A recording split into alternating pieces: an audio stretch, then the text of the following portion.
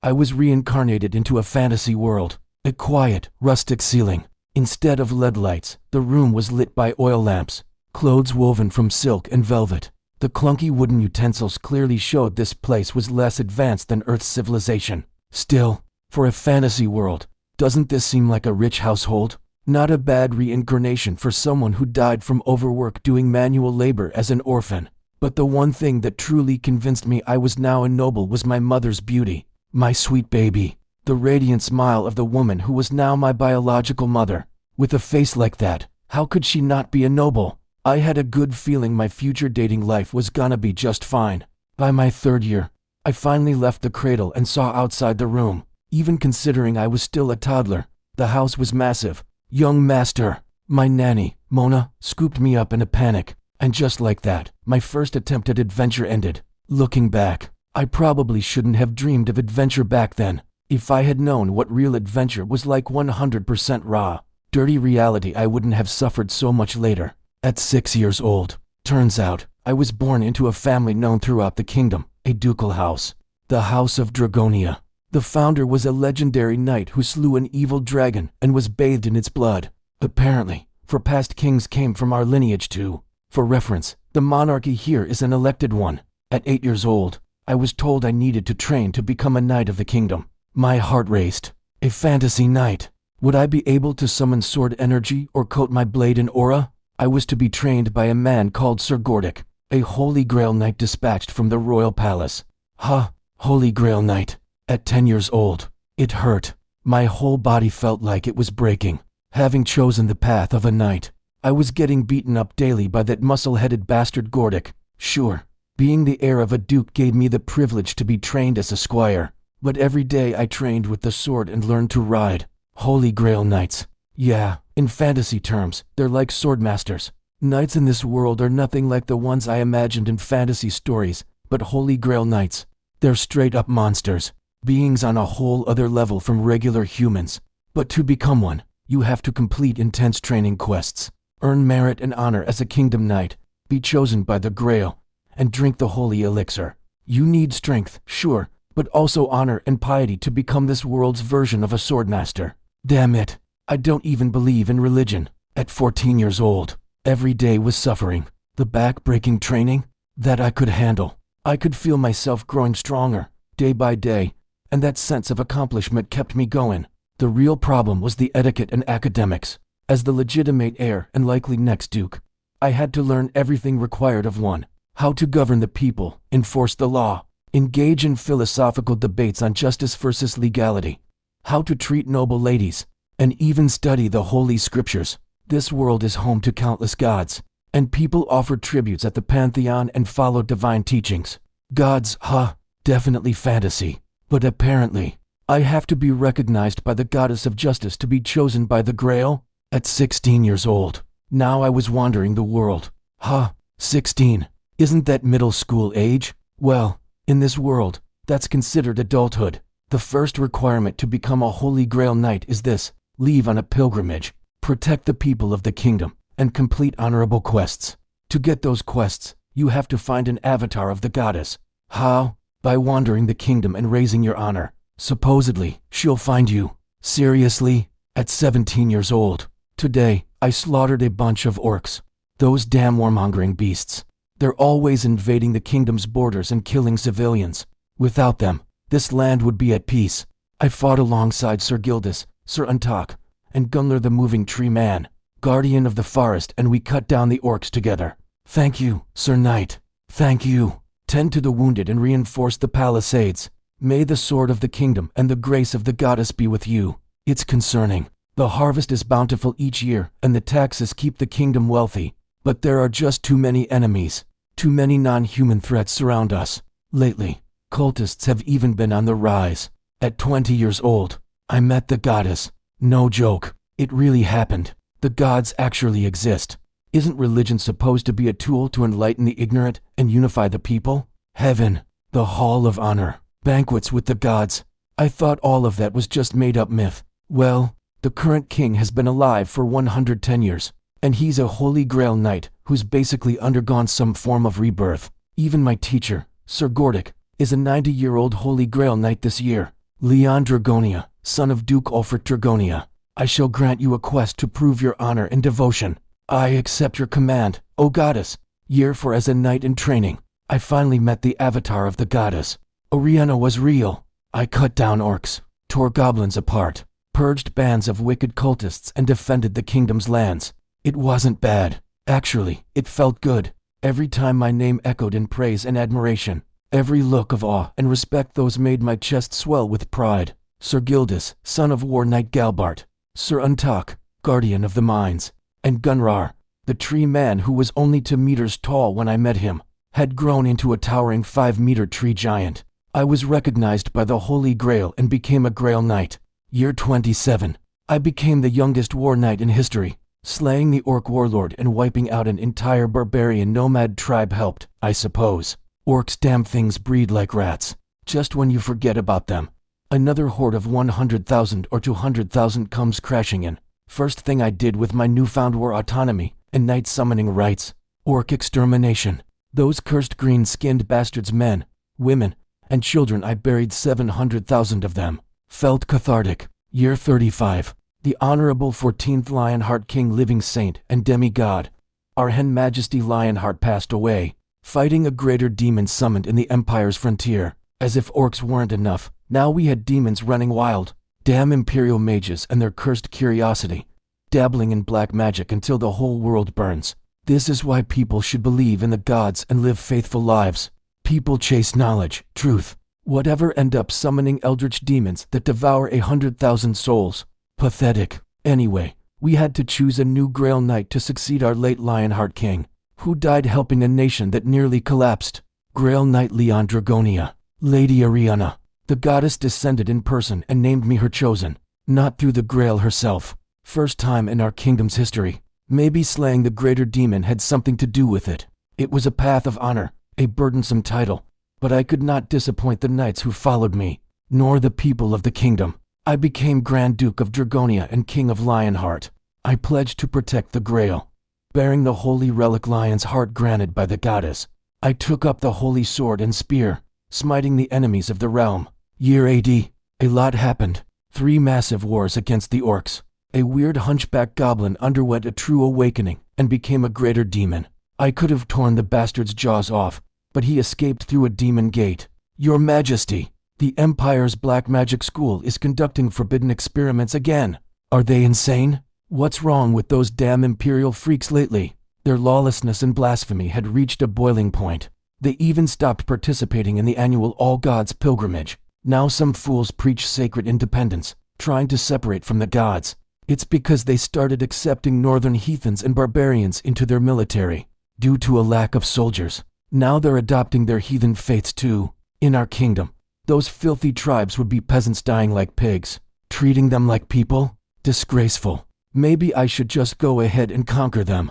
It's like being in a group project with a teammate who does nothing but sabotage. Year 98. The Empire finally did it. The Emperor himself, afraid of death, performed a secret cult ritual and summoned the Lord of Chaos in the capital. A brat not even 70 years old, barely a kid, killed himself and 3 million imperial citizens, in a bid for immortality. Ha! I drew the holy sword, still stained with orc blood from last year, and summoned the knights. Year 121. The world is falling apart. I truly did my best. In Ariana's name, I cut down countless demons. I sent priests of Demira, goddess of harvest, across the land to restore farmlands. Hedo, god of iron and smithing, blessed are knights with armor and swords. Pedos, god of war and flame, descended and set battlefields ablaze through me. This divine demonic war, now in its 23rd year, all started with the Empire's idiocy, and it led to the end of the world. Lord Leon, Sir Arin, he looked just like his father, my old comrade Sir Untak, when he was young. I, still looking as I did a century ago, was preserved by the goddess's grace. Be proud, Arin. Your father fell with honor, welcomed into the banquet hall of the gods. Yes, I comforted the son of my fallen friend and turned to look at my soldiers and knights. The final battle, no, the final stand. The ground trembled from the enemy's march. I could feel the chaos rising in their eyes. Terror, fear, helplessness, despair. Ah, my goddess, You gave your unworthy creation the heart of a lion and ignited the sacred light in his holy blade. Hear your lambs tremble in fear. The women hush crying children while swallowing their own sobs. The young hold fading embers of resistance in their shaking hands. The knights plant seeds of hope even in blood-soaked wastelands. But you, bearer of the holy sword, spear, and grail, your first knight knows he cannot stop the evil beyond the horizon. O goddess, my goddess, what should this foolish knight do? Do as you will, my knight, my beloved, noble knight. Your goddess shall be with you until the very end. She is with me, and if this is the end, then let it be glorious. For the goddess, for honor, for Lionheart. Year 121. That winter, we fought a final battle against 10 million demons covering the land. Barbarian peasants were used as worthwhile meat shields. Free men with spears and shields fell in glory, as did the Knights of Honor. The Grail Knights, slaying demons until the last moment, one by one, ascended. Only I remained chosen by all gods, the one true apostle of the all gods. I continued butchering demon lords and greater demons, shining divine light in their cursed eyes. Year 217. Winter has not ended. Year 256. I destroyed the last demon gate. Hundreds of thousands of demons, now trapped, looked at me with hollow eyes. Vile, wretched breeds. You're not trapped with me. You're trapped where I am. You're the one stuck in here, you damned bastards. Year 300. Oh my God, I've never seen a gate like this. What is this place? Stay alert, Hari. It's been 13 years since we've had an immeasurable class gate. Anything could be in there. I know. But what could this world possibly hold that we can't even rate it? No idea. Maybe a high-ranking demon? Don't say things like that. It was exactly the 300th year when I finally came face to face with humans from Earth. A gate opened in the middle of Seoul. That in itself wasn't all that unusual. Ever since gates began appearing across the Earth 30 years ago, like the Jamsil Gate, Namyangju Gate, and Songdo Gate, gates appearing in the middle of a city had become routine. The problem was the grade of this one. Black, a non-standard classification, so high it's excluded even from the official rankings of the World Hunter Association. Gate ranks are determined by the amount of energy inside them, with a 99.9% accuracy rate. The Korean Hunter Association launched a full-scale response. They requested aid from the World Hunter Association and asked the nation's top hunter guilds to enter the gate. Those damn bastards only show up when they want something. Nothing new with those guilds, really? At Chief Kim Jinsu's frustrated words, Association Hunter Han Hari responded with a jaded look. It had been 13 years since the last Black Gate appeared. The major domestic guilds all refused to enter and were choosing to wait and observe, which, in a way, made sense. Even with grade as Scarlet Gates, the death toll was usually high, but this wasn't even a Red Gate grade S. It was beyond classification. No guild wanted to risk their valuable elite hunters in a gate where even the danger level couldn't be determined. In the end, the government's Hunter Association had no choice but to step in. A scout team would enter first to assess the threat level and bring back as much intel as possible to share with the big guilds. It was the standard play. Proper recon could offer massive advantages in figuring out how to clear the gate. The real problem was that someone had to go in without any information at all. Double quotes. Hari, are you sure you're okay with this? Chief Kim looked at her with concern. She was part of the association's first response unit. It was a dangerous mission, so serious that volunteers were required to leave behind a will before departure. And it just felt wrong that someone barely 20, a promising newcomer, would be heading in. I'll be fine. I'm the only A-rank hunter among the volunteers, right? We at least need one proper fighter. Even so, an A-rank hunter was a huge asset, especially since the association barely had any of them left. Those with true talent almost always ended up joining the big guilds. For the safety of our citizens and the peace of the nation. Isn't that our association's motto? You foolish girl. She was one of the few rising stars left in the association. In modern-day Earth, where the major guilds snatched up all the top talent, the hunters who chose to serve the government were usually grade D or C, maybe B, if they stuck around long enough. And yet here she was, a fresh graduate from the academy, a promising A-rank hunter who voluntarily applied to join the association. With proper training, she could possibly even reach S rank someday, one of the few who could stand beside the association. Director Kim wanted to send her back for her future, but the scout team was already desperately underpowered.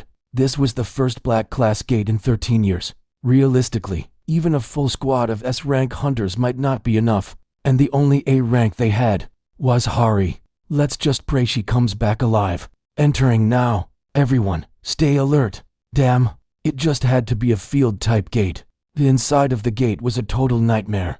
Some gates appeared post-apocalyptic, desolate, destroyed. But this defied all expectations. The sky had turned a blood-red color. It wasn't the kind of red that reminded you of a sunset. It was something deeper, unnatural. Like the sky itself had been flipped inside out.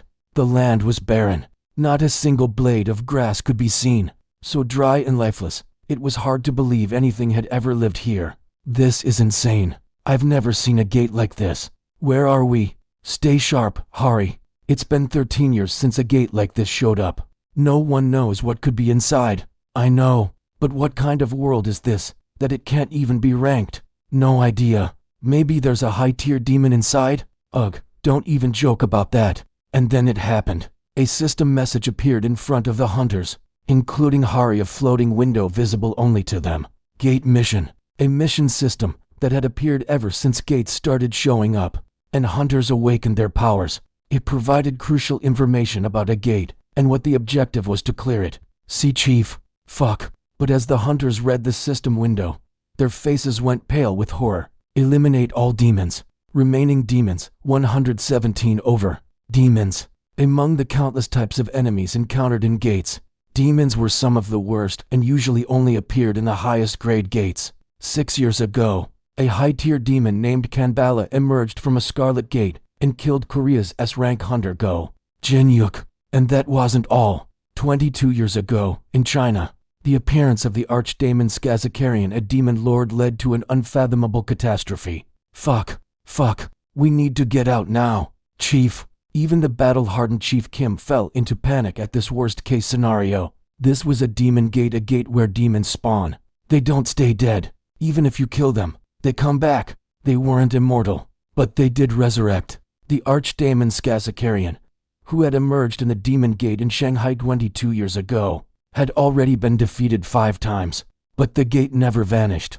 Every 4 years, it would reopen, causing a dungeon break and releasing chaos. Please, calm down, Chief. It says only 117 demons. Maybe it's not as bad as it looks. That's exactly what makes it worse.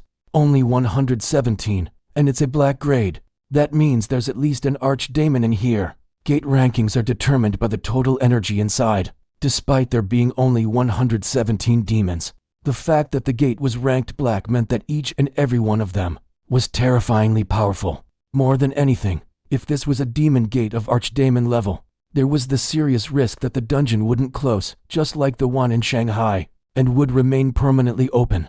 A horrifying possibility. Just look at what happened to Shanghai. It became a ghost city because of that very demon gate. Fall back for now. We have to inform the association that it's a demon gate. This was not something a scouting party of less than 20 people could handle. Just as team leader Kim made the decision to retreat. Sir, look over there. A hunter pointed towards something. There, a demon with a massive mask-like face was looking down at the hunters.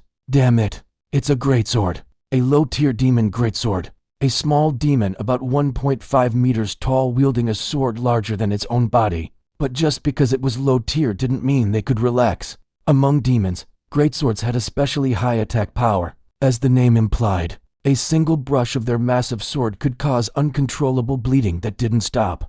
Oh no, and it wasn't just one. More and more greatswords appeared. Along with other demons, their numbers quickly swelled past 100. Already a dungeon break. Normally, even the most dangerous gates have a grace period before a full break occurs. But for demons to be swarming in as soon as the gate opened? The gate! It's the gate! We're saved! We're saved! Run! Run away! The demons shrieked with eerie joy, shouting strange things as they ran full speed toward the hunters. Everyone, get it together! We can't let the demons cross the gate! If they get through to Earth, they'll hide immediately. That was the nature of demons. They could disguise themselves as humans or hide in people's shadows. Even a single demon slipping through could result in disaster, which was why it was absolutely essential to clear a demon gate from the inside. Before letting it break, form a line. I'll take the front. Hari. Despite Kim's protests, Hari stepped up and drew her sword. She wasn't even a tank. Taking the lead like this was basically suicide. But in a moment when the other hunters were paralyzed with fear, her presence could be what rallied them. Run, run. I don't want to die. I don't want to vanish.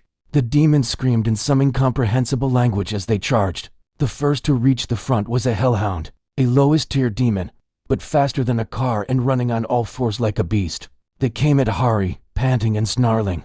Kya! One leapt at her. Hari channeled magic into her blade and slashed it down. With magical reinforcement, her sword easily cut through the creature's hide. The hellhound whimpered in pain, writhing as it fell. All right, that's a good start. She took down 4 of them in one go. She hoped that her actions would lift the morale of the others. But then the fallen hellhounds started behaving strangely. What the hell? They were clearly fatally wounded, bleeding profusely, yet they kept running, stubbornly, almost as if they were trying to cross the gate at any cost. Stop them! The line of hunters managed to block their path. But it wasn't just the hellhounds. Even the greatswords, after clashing briefly with the hunters, began dragging themselves toward the gate, barely fighting back. It's coming! It's coming! He's on his way! No! Run! Get past the gate! What are they talking about? Are these bastards all high or something? Because of that, the hunters managed to kill the demons relatively easily. But Hari and the others couldn't shake the uneasy feeling. Sure, demons eventually resurrect, but why were they charging so recklessly? It felt more like they were running away. Hari, move! And then boom! Something crashed down onto the ground. The sheer force of the shockwave devastated the terrain, sweeping away everything, Hari included. Hari was thrown to the ground, dizzy and disoriented. She tried to understand what had just happened. What was that? Something had fallen. She realized it immediately. Something enormous appeared in her field of vision. Torn wings. A massive axe far larger than any human could wield. Blood-red skin. Eyes filled with a malevolent, nightmarish rage she didn't even want to see in her dreams. An archdemon. A winged giant. The nightmare of demon gates that had torn even S-rank hunters limb from limb. Out of my way, you lesser beings, before I slaughter you all. The demon overwhelmed the hunters with a chilling sound that tore through the air. The hunters were paralyzed by the oppressive energy he emitted and couldn't dare to move. It's over. Their legs refused to move, and their breaths grew shallow. Despair and fear crushed them like a weight. And no, if that thing crosses over to Earth, they had to stop it. If a monster like that caused a dungeon break in the middle of Seoul, tens of millions of lives would be in danger. No, Hari lifted her sword. She forced her unresponsive legs to move, standing in the face of despair itself. You pitiful human. The archdemon clicked his tongue at the sight of Hari standing before him.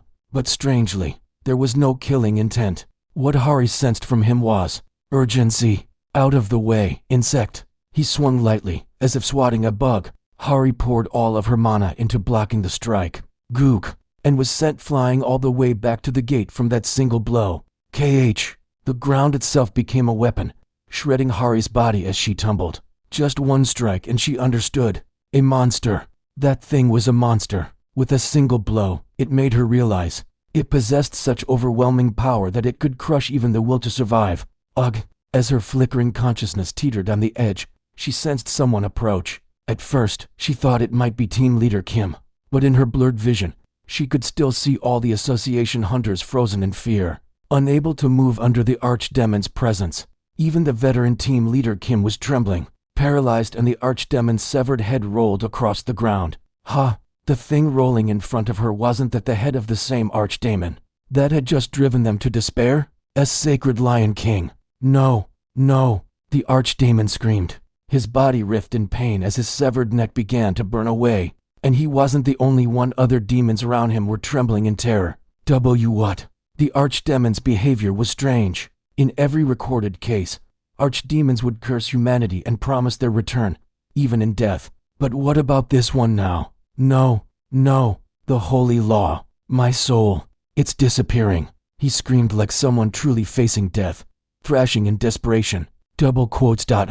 Hari understood. The demons hadn't gathered to cause a dungeon break. They had been desperately rushing toward the gate to flee to escape someone. But who could possibly drive those brutal, endlessly resurrecting demons into such terror. This is the end. You are the last of them. It was a man completely naked. Was she hallucinating? In this ruined world, he wore nothing, just his bare body and a single worn long sword in hand. Yet the light shining behind him was so divine, so radiant, it felt like a blessing. Rise, brave one. The words that flowed from the supposed madman's lips carried a regal, archaic tone. His voice, his manner, his posture, all of it cloaked his appearance in majesty. Just hearing him speak rekindled the dying flame within her. Ha. What is this? Who is this man? This is not the time to fall. Rise and stand against it. Just the sound of his voice filled her with strength. Vitality surged through her, allowing her wounded body to rise. Who are you?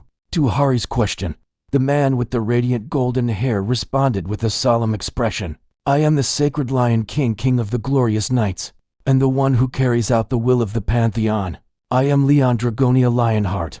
The man raised his sword. You have defeated all demons. Remaining demons, 0 over?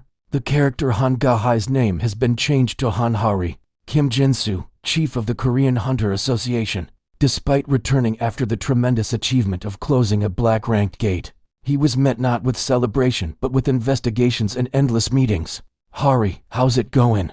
In the lobby outside the interrogation room, Assistant Manager Han Hari looked visibly exhausted. No one believes us. Of course they don't.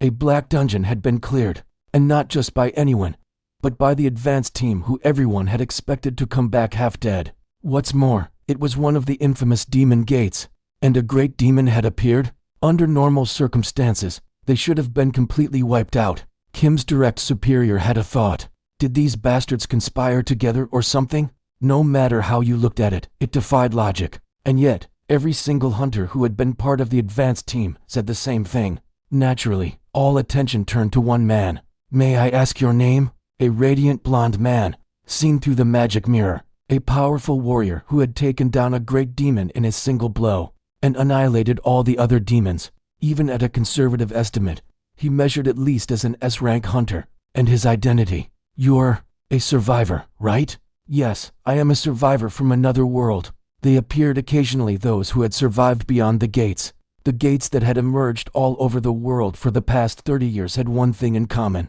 They were connected to worlds that had either already been destroyed, or were in the process of being destroyed. Governments around the world theorized that gates connected to the records of destroyed worlds, or post-apocalyptic realms, and in rare cases, some survivors would cross over from those places. Not just humans, elves, dwarves, and other fantasy races, too. These people who came from other worlds, people started calling them survivors. But it was a black-ranked gate. Is it really possible for someone to survive in there? He's standing right in front of us. Considering his absurd strength, maybe it was possible. Arguing over what's normal and abnormal had long stopped making sense. The world had been a string of abnormalities for the past 30 years. Everything changed when monsters burst out from rifts never seen before. More than half of humanity perished. The land became polluted. Cities were destroyed. Fortunately, those blessed with mana, commonly referred to as awakened or hunters, began to appear, allowing humanity to barely survive. But there was still so much unknown about the gates. A survivor, survivors. Unlike the awakened, many of them were natural mana users. Having survived in a ruined world, many were on par with or even stronger than hunters. But with that came pride, and since their cultures and ways of life were so different, they struggled to blend into modern society. People who claimed to be from empires, sages of the forest, masters of underground dungeons, they must have lived in worlds completely detached from modern civilization. That's why governments took a policy of utmost respect and accommodation toward survivors to recruit them, if possible. We absolutely have to recruit him. That guy, he's insanely powerful. Ida, no matter what, we must. Even rank hunters risk their lives against high-ranking demons. But a great demon? Apart from the nightmare-inducing demon lords, great demons were the strongest known monsters. And Leon had one-shot such a demon. Sure, some hunters in the past had managed to repel great demons, but none had overpowered one. Even survivors whose strength was basically a given still feared demons. None had dominated them like Leon did, and beyond his strength, most survivors around the world came from cultures vastly different from Earth's. Given that he referred to himself as the Royal, He was likely at least of noble or royal blood. Investigators would have to proceed with extreme caution. I think he might be easier to communicate with than we expected. Based on what? His voice. I could tell. He seems like a good person. Hari couldn't forget that warm voice, how he had encouraged her, helped her to her feet. A man who praised the brave and looked upon others with benevolence. Couldn't possibly be a bad person. You lowly cur. How dare you sully the glorious name of Lionheart? Crash. A single punch brought down the desk. The shockwave shattered the reinforced glass, strong enough to block even monster attacks. Beyond the now broken magic mirror, the radiant blonde man was shouting furiously at the investigator. You said he was nice. Maybe. Cultural differences? Hari blinked rapidly, trying her best to defend him. Leon felt a strange sense of unfamiliarity as he gazed upon Earth, returned to him after 300 years. Well, it made sense. In his 20s, he had been a penniless orphan doing manual labor, who eventually died of overwork. After reincarnating, he spent over 100 years as a knight and then as a king in a kingdom of another world. When demons invaded that world, he spent the next 200 years hunting them down. His memories from 300 years ago were faint, so it was a miracle that he remembered anything at all. The problem was that even comparing those faint memories, today's Earth was completely different. Hello, are you Leon Dragonia Lionheart? HMM. But Leon chose not to show any familiarity. They referred to him as a survivor. That meant there were others like him. No reason to tell them I'm actually from Earth. Revealing he was originally from Earth might make for an unusual story, but it would provide no real benefit. Besides, which sounded better, a 20-something who died from overwork doing manual labor, or a 300-year-old night king from another world? More than anything, Leon had lived the life of a knight and a king for far too long. Address me as your majesty, commoner. Oh, yes. Why, your majesty? The investigator awkwardly bowed, trying to play along with Leon's forceful demand. Was the investigator just naturally mild-mannered? Or was the government treating all survivors with cautious respect? So, about the Black Gate. You met our hunters in your world, and you subjugated those demons. Correct. Indeed. The demons he slew last night carried the final traces of demonic energy in his world. They were the cursed ones, marked by the goddess of light, Oriana, who used the last of her power to brand them. You've forgotten. That I, the king, have vanquished the cursed ones and upheld the honor of the knights. I now appoint you as my temporary scribe. I grant you the honor of recording this glorious event. Why yes. All right. The investigator, now looking at Leon like he was half insane, kept reminding himself, cultural difference, as he took notes on Leon's report. By the way, do you not have customs here for treating a guest of honor? Put plainly, he was asking for food just in a very noble-sounding way. Why you're hungry? No, you must be famished, your majesty. My apologies. I'll have a meal prepared immediately. The investigator hurried out to order some takeout. While waiting for the food to arrive, Leon began questioning the investigator. More importantly, commoner, enlighten me. Tell me about this world. What kind of place is it? Leon already knew about Earth, of course. But what he wanted to learn about was the Earth after his disappearance. What in the world had happened to 21st century Earth? Of course. Allow me to explain. 30 years ago, the Great Cataclysm. Yates.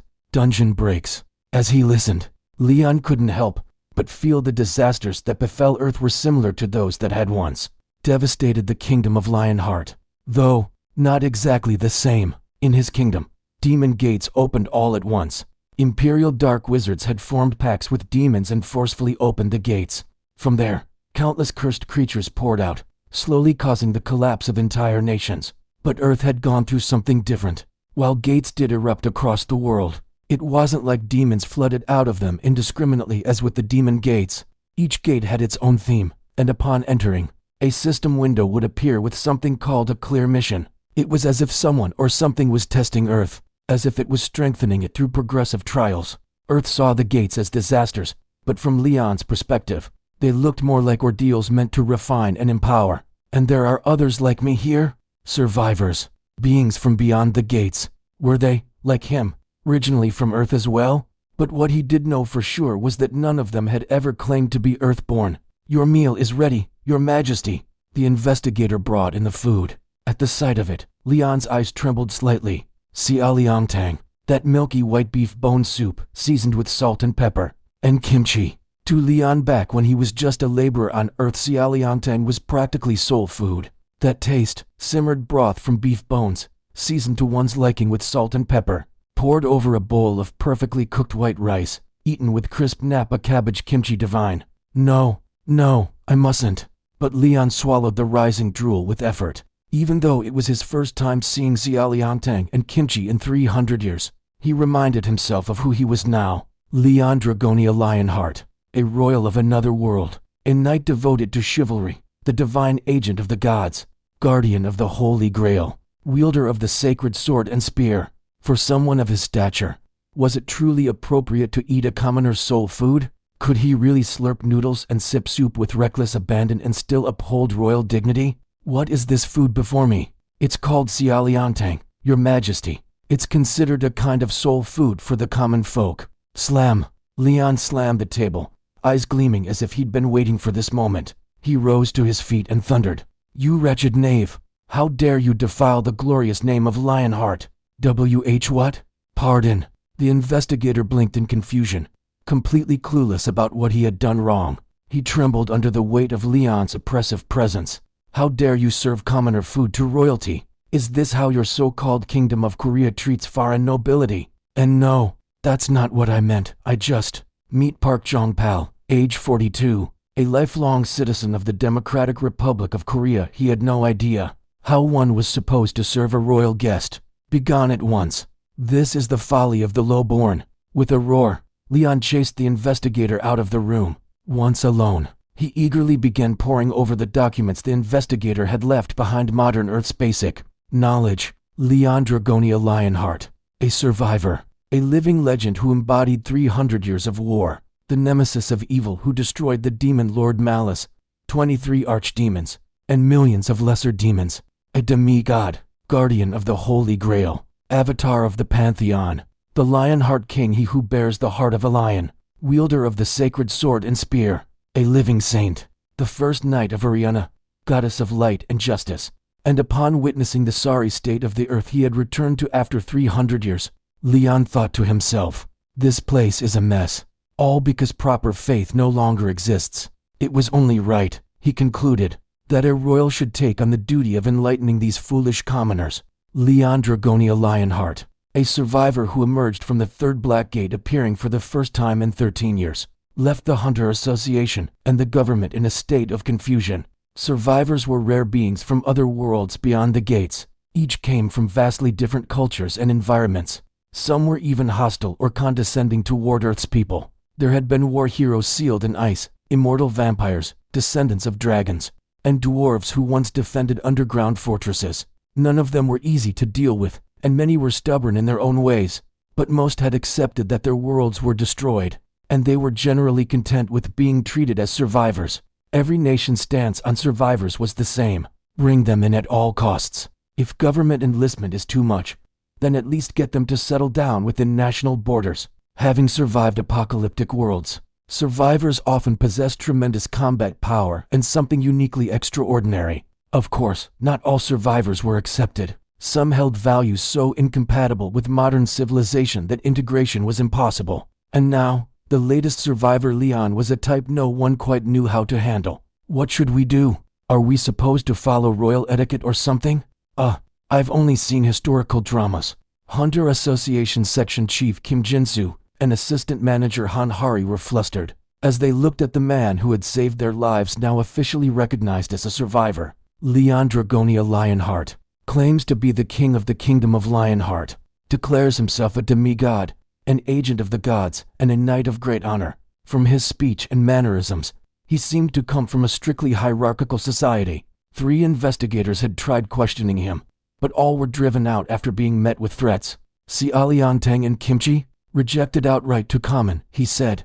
"Jiajangmian?" Showed a bit of interest, but declined. It looked messy and vulgar. "Fried chicken?" Rejected again. Eating with hands was improper. He's like a food snob with supernatural powers. Seriously. He turned away dishes just by appearance, judging them as commoners' food. As a result, the team had to order from the most expensive nearby gourmet restaurant. Hari, You go in first. Me. But I'm not even good at speaking in old-timey drama talk. Still, he seems to like you. Didn't he compliment you? He just said I was courageous. And so, Assistant Manager Han Hari was sent in to deal with the difficult survivor. Since she had received a somewhat favorable glance from Leon back at the gate, the others figured she wouldn't be kicked out immediately. Ugh. As Leon elegantly cut into a premium T-bone steak and sipped 1993 red wine, Hari carefully approached. Why, Your Majesty, I hope I'm not disturbing your meal? Ah, the swordswoman from before. Sit. At least she wasn't immediately thrown out. Hari let out a tiny breath of relief and clenched her fist toward the cracked one-way mirror. She believed her teammates behind the glass must be cheering her on. Does the meal please you, Your Majesty? Not bad. One can feel the chef's dedication and years of mastery. I'm honored to hear that. I committed an unworthy sin by offering such lowly food earlier. It seems there was a misunderstanding. Leon set down his knife and spoke gently, almost reassuringly. What I criticized was not the food itself, but your conduct toward royalty. I beg your pardon. When one receives a royal guest, the reception must be fitting of their status. This reflects upon your nation's dignity. I see. I have no qualms eating commoners' food.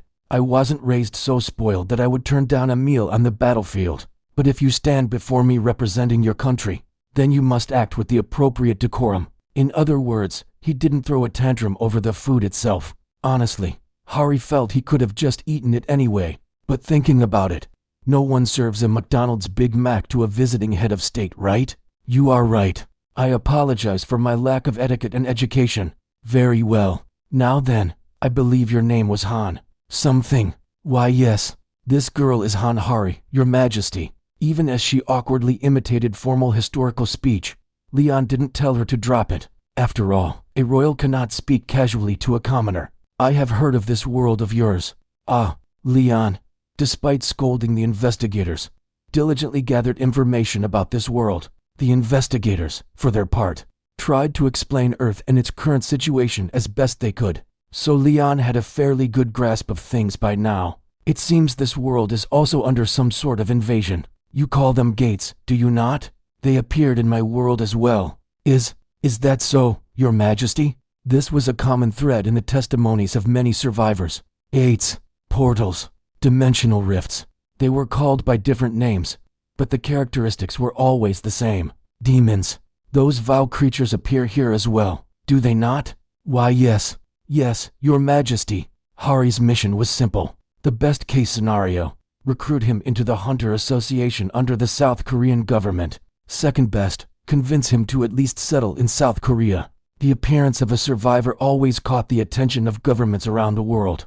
They'd use every trick in the book to integrate them into their own countries. In fact, in 21st century intelligence warfare, recruiting survivors had become a top priority. As for Leon's value, being a survivor already made him immensely valuable. Combat power, already proven through multiple encounters with association personnel. If there was a problem, it would be his authoritarian personality and his insistence on rigid hierarchy.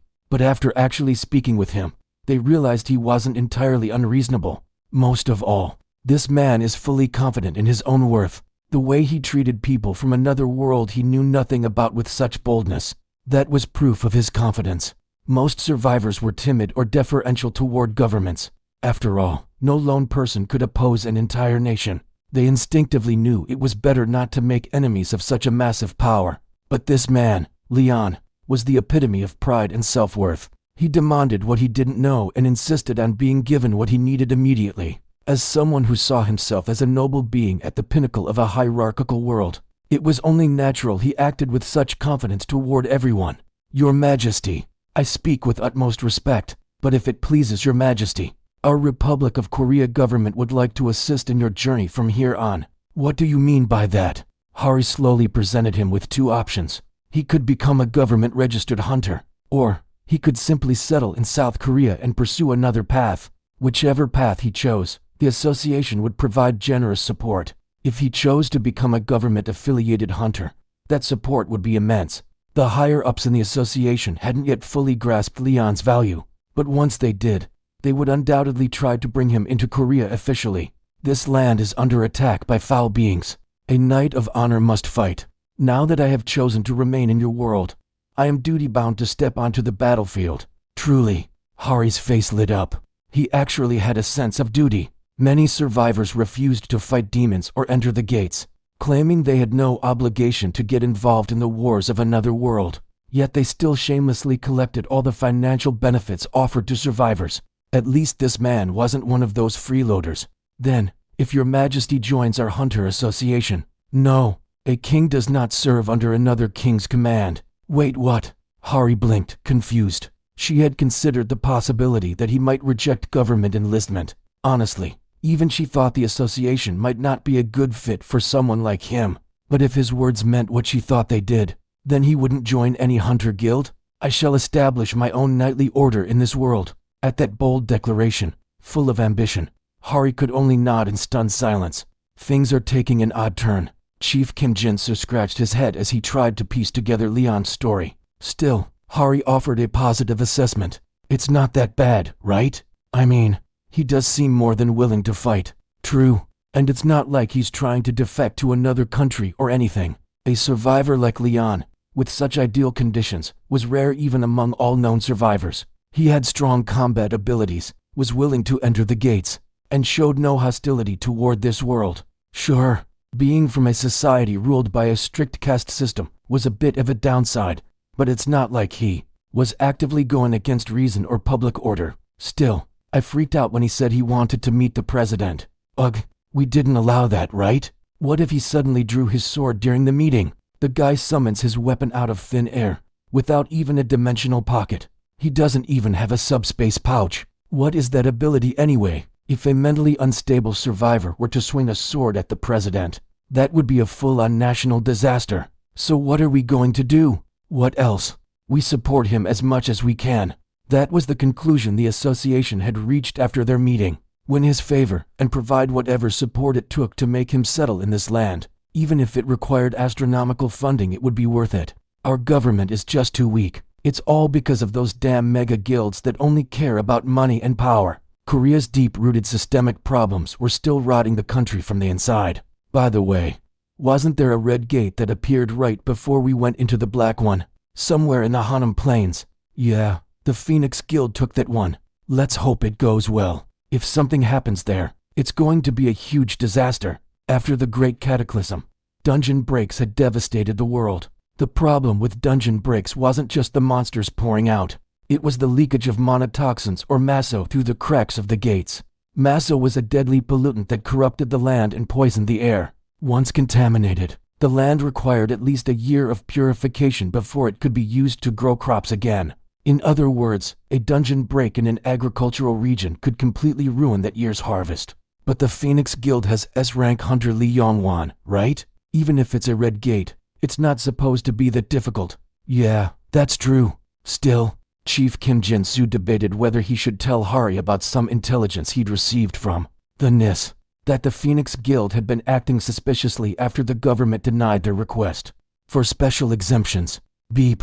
Ha. At that moment, both Kim Jin-soo's and Han Hari's phones vibrated at the exact same time, followed by an ominous siren-like alert. Dungeon break at Hanam Plains Gate. All available personnel are to enter emergency standby. Upon reading the message, the two shouted in perfect sync. Those Phoenix Guild bastards! Even though they thought he couldn't hear them behind the magic mirror, Leon picked up every word they said. His blessed body had long since transcended the limits of mortal flesh. He was a living saint, in other words, a demigod. It seems they're in trouble. The dungeon break itself wasn't the issue, it was that the break had occurred in an important farming region. From what he'd gathered, when a dungeon break happened here, the land became tainted, and crops could no longer grow. So they really don't have it. This confirmed for Leon that it was missing from Earth. The very fact that they spoke of poor harvests and famines was more than enough proof. Lady Demira, are you well? He reached out to the temple hidden within his heart, offering a prayer to her, and she, goddess of the harvest and patron of the pantheon, gladly responded to her champion, the agent of the all-gods. Hanam Plains, the heart of South Korea's rice production. A gate had appeared here just a week ago, classified as an average A rank in difficulty. The Crimson Gate had been claimed by the Phoenix Guild, and a smooth clearance had been expected. If only the Phoenix Guild had done their job properly. What the hell happened here? Chief Kim Jin-soo and Deputy Han Hari had flown directly to the Hanam Plains by helicopter. There, they met the Phoenix Guild's master, Lee Yong-wan. "Ah, Chief Kim. And look, our little rookie Miss Han Hari came too." Despite the gravity of the situation, Lee Yong-wan acted relaxed.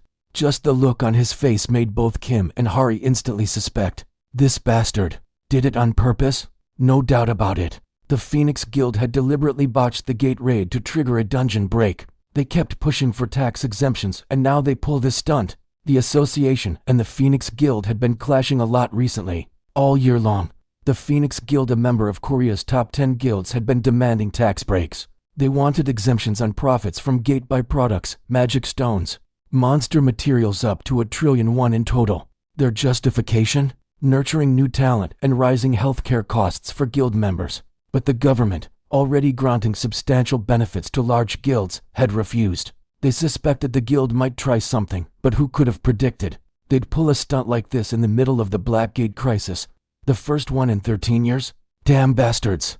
Do they even know what the Hanam Plains mean to this country?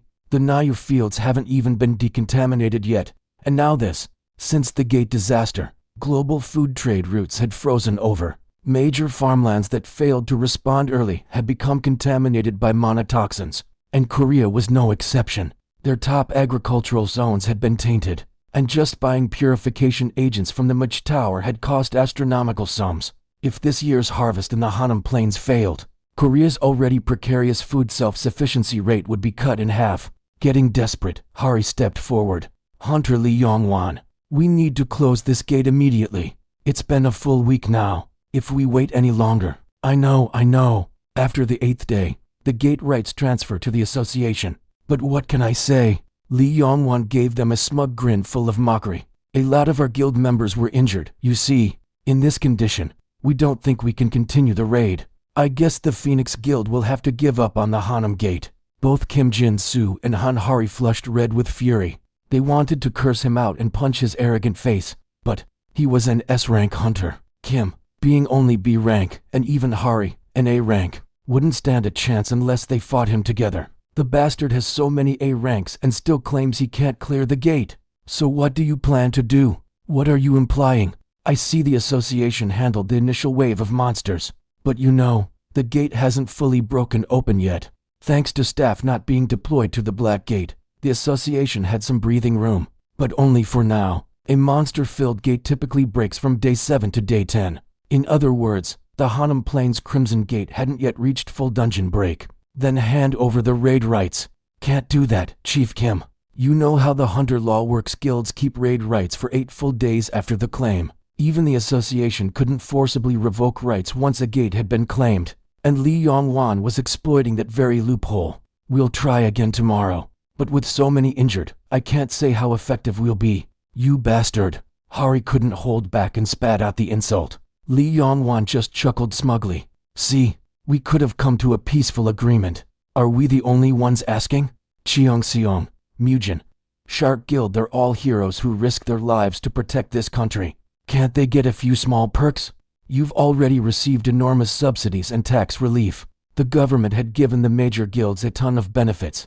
The problem was that they were insatiable pigs. Maybe we'll just go to Japan. They promised us way better treatment than this dirt-poor excuse of a country. There it is. The real issue. The global race to recruit survivors and awaken individuals. Richer nations scrambled to poach high-ranking hunters, offering them safety, status, and benefits even at the cost of international tensions. Korea had tried to keep its top-tier talent with enormous incentives, but even that was reaching its limit. Don't you have even a shred of patriotism? Sure, in this world, the strong devoured the weak, and the mighty hoarded everything. But still, wasn't there room for basic conscience? A sense of justice? Patriotism? Justice? That crap's way out of fashion. Don't be so childish. Remember what I told you at last year's draft, Hari. In this world, money and power are justice. Hari trembled with rage. This was why she joined the Hunter Association. Because of the big guilds who only thought about profit and risk, ignoring the suffering they caused to innocent people. Because of a world where humanity was stripped away, justice was mocked, and anyone trying to live honorably was ridiculed. To a young girl who once dreamed of being a hero and protecting people, this reality was disgusting. But was she supposed to accept it?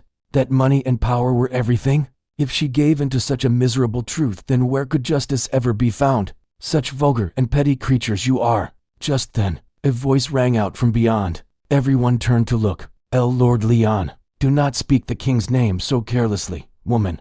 You are only permitted to use a title. A man who had followed the two, claiming he was just sightseeing, he now stood between the widening gap of tension, having apparently overheard everything. Who are you? You look European, but you stand before the royal court. How dare a lowborn wag his tongue so lightly? Ha! Lee Yongwan, an S-rank dealer, was one of only 20 S-rank hunters in South Korea and the guild master of one of the top 10 guilds, the Phoenix Guild. In this era, where a hunter's power directly equated to political and financial influence, no one dared speak impudently in front of someone like him. And yet, who the hell is this guy? Someone just called him the master of a top guild and an S-rank hunter, lowborn? And what the hell was this royal court nonsense? Are you asking to die? Stop, Hunter Lee Yongwan. He's a survivor. A survivor. At those words, Lee Yongwan reined in the magic power he had begun to release. Right, survivors. Outsiders who had come from cultures unlike anything on earth. Their cultural differences aside, survivors had immense value in and of themselves. Not all, of course, but many. Lee Yongwan was not foolish enough to pick a fight with one. My apologies. I'm Lee Yongwan of the Phoenix Guild. A survivor, you say? Then could it be from the Black Gate? The king does not repeat himself. Leon, who had silenced him with a single line, turned to Han Hari and Kim Jin-soo. Speak the problem. Do not make me ask again. I know little of this thing called a gate. Explain the issue clearly. Their faces brightened. The survivor, no. The king was offering to help resolve the matter personally. It's a dungeon break. When that happens, a massive amount of mana is released, contaminating the land. If it goes unchecked, the entire Hanam Plains could become polluted. Even now, the spreading mana is tainting the ground. And the solution? We need to purify the land and clear the dungeon as soon as possible. The gate must be destroyed. Understood. So the problem is an expanding gate and contaminated soil. Summon the troops. Once the deadline for those birds or whatever expires tomorrow, I shall personally take action. Wait, really? Leon was at minimum an S-rank hunter. No fool would reject help from someone of that caliber. But before that, Hari and Kim Jin-soo were ready to comply with any request. Should they provide weapons? No, he already had a sword. Armor, maybe? Should they rush to an auction house to find something suitable? But Leon's request was completely out of left field. A king from another nation cannot arbitrarily take military action on foreign soil. I must first obtain permission from your king. No, I think it's okay. All things must proceed by proper procedure and decorum. Send word to your king at once. Even the top 10 guilds in the nation wouldn't dare say go talk to the president. Yet here he was, casually demanding as much. Lee Yongwan thought to himself, this guy's an even bigger lunatic than I am. This is the president speaking. Thankfully, the president who was overseas on a diplomatic trip did not have to personally fly to the Hanam Plains. Once Leon heard that the president had gone to request international support regarding the Black Gate, he was satisfied. He blessed the president's journey and settled for a light phone call. Your Majesty, all 50 members of the association's raid squad are ready, fulfilling the standard raid party requirement. Han Hari and Kim Jin-soo stood before Leon in full gear. Good. You said those bird folks' legal claim ends tomorrow? Yes. Hari stared at Leon with surprise. Given his emphasis on a class-based society, she thought he'd ignore legalities and charge in himself. His behavior was unexpected. Do you see me as a barbarian? And no, of course not. In civilization, there are things called lawful procedures. How could one call himself an honorable knight if he ignores the law imbued with the authority of the state? The association staff murmured in admiration. With that one sentence, Leon had completely captivated them, effortlessly displaying his natural command as a leader. More importantly, did you bring what I asked for? At that, Han Hari and the rest of the staff exchanged puzzled glances. Your Majesty, speak. We did prepare what you ordered, but what exactly are these for? Leon had requested bows and arrows, amber-decorated skulls, and strangely enough straw dolls. He had even commanded that dolls be made from rice straw. The precious land has been contaminated, has it not? We must purify the earth. Excuse me. Over 100 straw dolls had been hastily made by women across the city specifically. Women who had given birth after a desperate request from association and local district staff. Are those the women who crafted the dolls? Why yes, that's correct. More than 100 women stood in line. They'd been dragged out at the crack of dawn.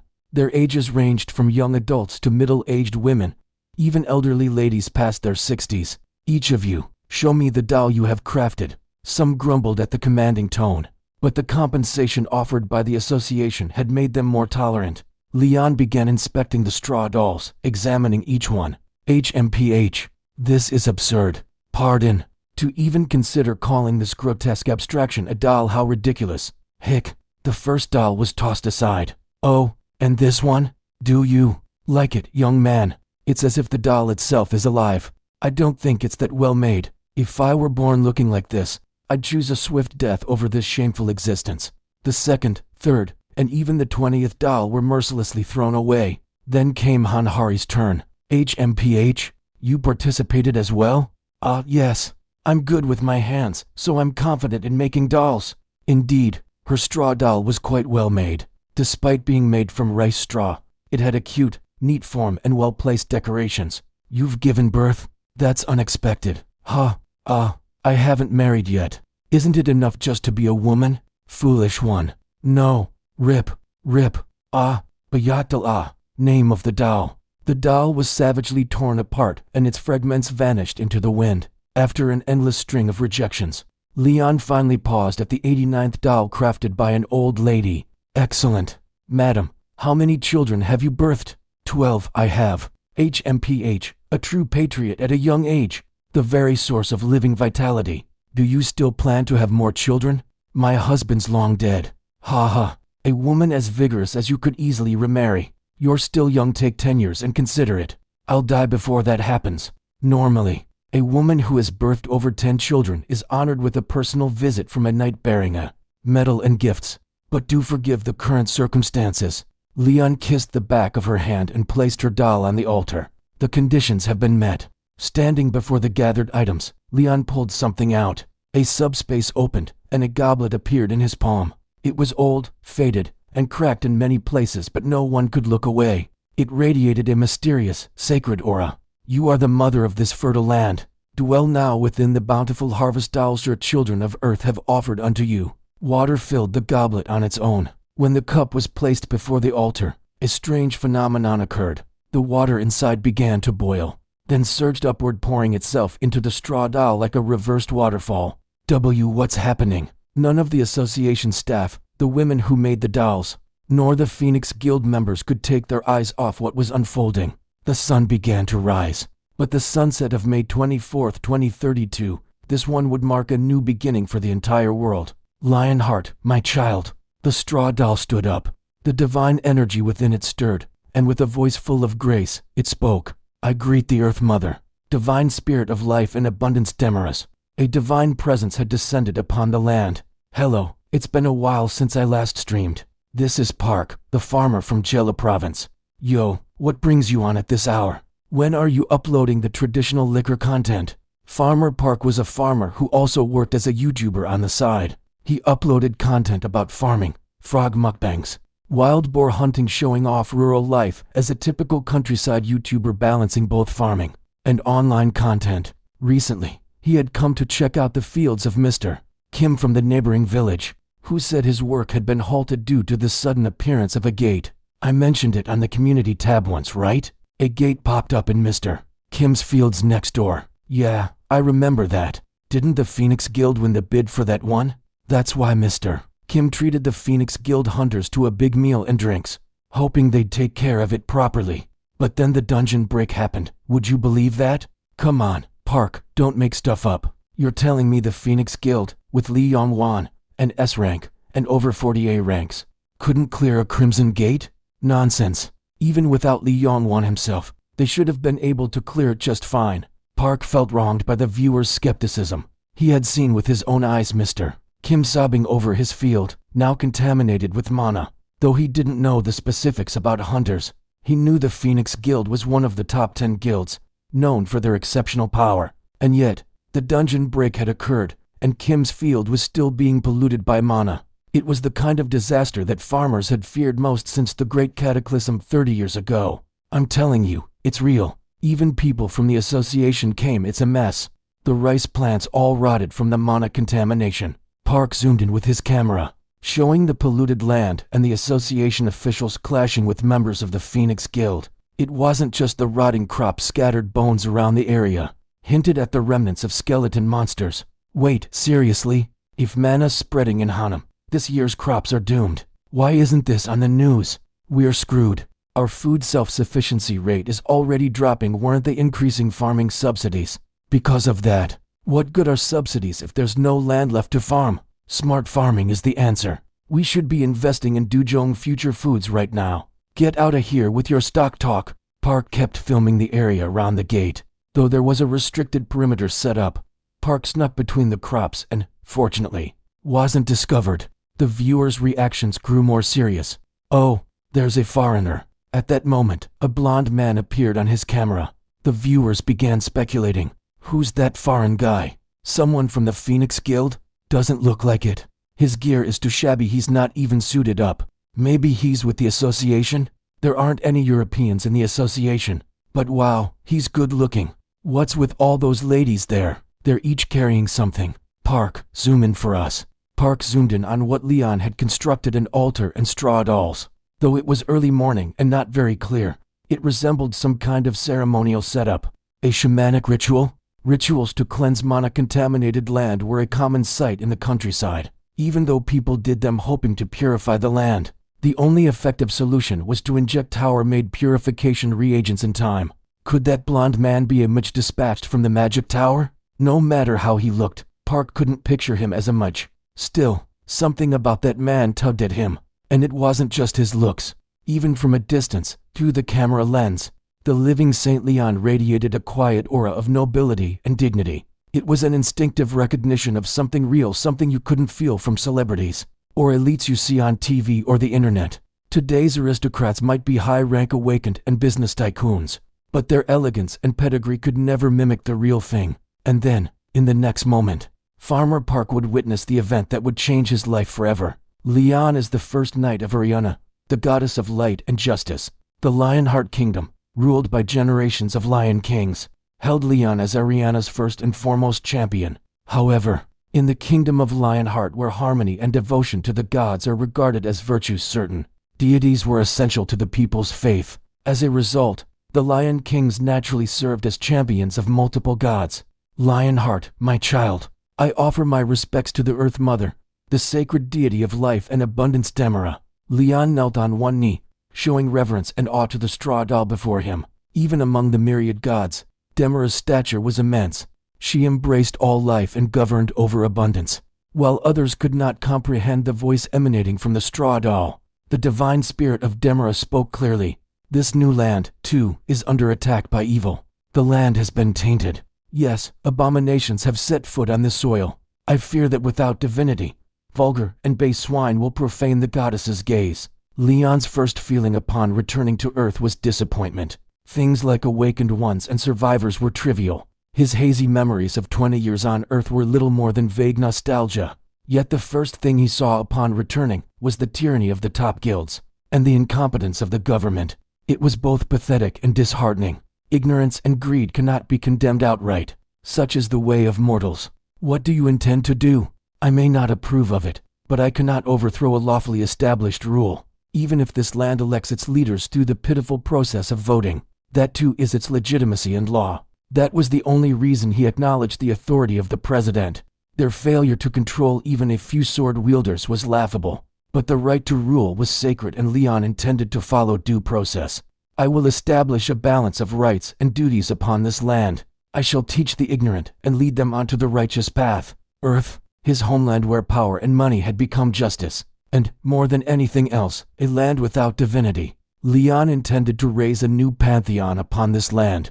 He would restore the fallen gods of the ancient pantheon and revive the order of the Holy Grail Knights. To do so, he needed faith, devout believers, priests, and worshippers who would bow before the gods of the pantheon. Child, have you something to ask of this mother? Demira smiled, having read Leon's intent. Oriana's first knight Leon was no longer merely the champion of light and justice. When the gods of the Pantheon chose Leon as the vessel for their divinities, and resolved to dwell within the inner sanctum of his heart, they placed everything on him. They believed he would purge the forces of evil and survive to the end. He had succeeded brilliantly over the past 200 years, and now found a new opportunity on a new land. Thus, the divine spirits of the Pantheon would grant him whatever he desired. They would trust the greatest knight in history who had upheld both honor and divinity to the very end. Yes, Demira, the free people of this land are suffering from the wicked energy called mana. Though it may be difficult, please heal and purify this land. The straw doll infused with Demira's essence glowed at her fingertips. The blessing was faint nowhere near the power she once commanded, when upheld by multitudes of faithful followers. But on this land bereft of faith, it would be seen as nothing short of a miracle. You are my high priest, our champion. This world's soil is not my flesh. Spread my divinity and replace this withered earth with my own body. Then all things that walk upon this land shall become your allies. Divinity permeated the earth. Upon the soil stood the living saint, a demigod, the Lion King, and now, the high priest of life and abundance. The mother of life had blessed this place, and the earth is life itself, the origin of all things, the beginning of a fertile world. As divine power descended upon the ground brimming with latent energy, a breathtaking transformation unfolded. The mana-tainted soil, the decaying rice stalks vanished. The sacred energy that would not tolerate corruption sprouted new life. At the same time, all living things rooted in the soil responded to the sacred touch. Even the poisoned earth and rotting crops could not resist their duty to grow. Leon spoke to all those watching from afar. Behold and understand, you who are ignorant and unlearned. This is the world that exists alongside divinity. Golden stalks of rice soared into the sky, witnessing the miracle of life restoring the corrupted land. Everyone could only clutch at their trembling mouths and hands. Be fruitful and multiply. This is the sacred duty of all living beings. This fertile land shall stand as proof of that covenant forevermore.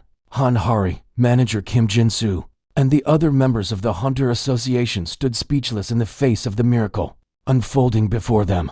How could mana pollution corrupt the land? Why can't life grow on contaminated soil? All their questions led to one simple conclusion. A malevolent force, beyond human understanding or technology, was actively working to devastate the world. Crops cannot grow in polluted soil. Purification is possible, but it requires a massive expenditure of a hunter's mana, essentially a trade-off, not a true cleansing. It's considered common knowledge in modern society. Nothing can grow on mana-polluted land. That's why humanity clings so desperately to lab-printed foods and vertical farm crops. Because as dungeons continue to break and more land becomes tainted, the world's food self-sufficiency will plummet to crisis levels. What is this? Hari and Jinsu could hardly believe their eyes. Golden crops filled the earth, swaying gently in the breeze.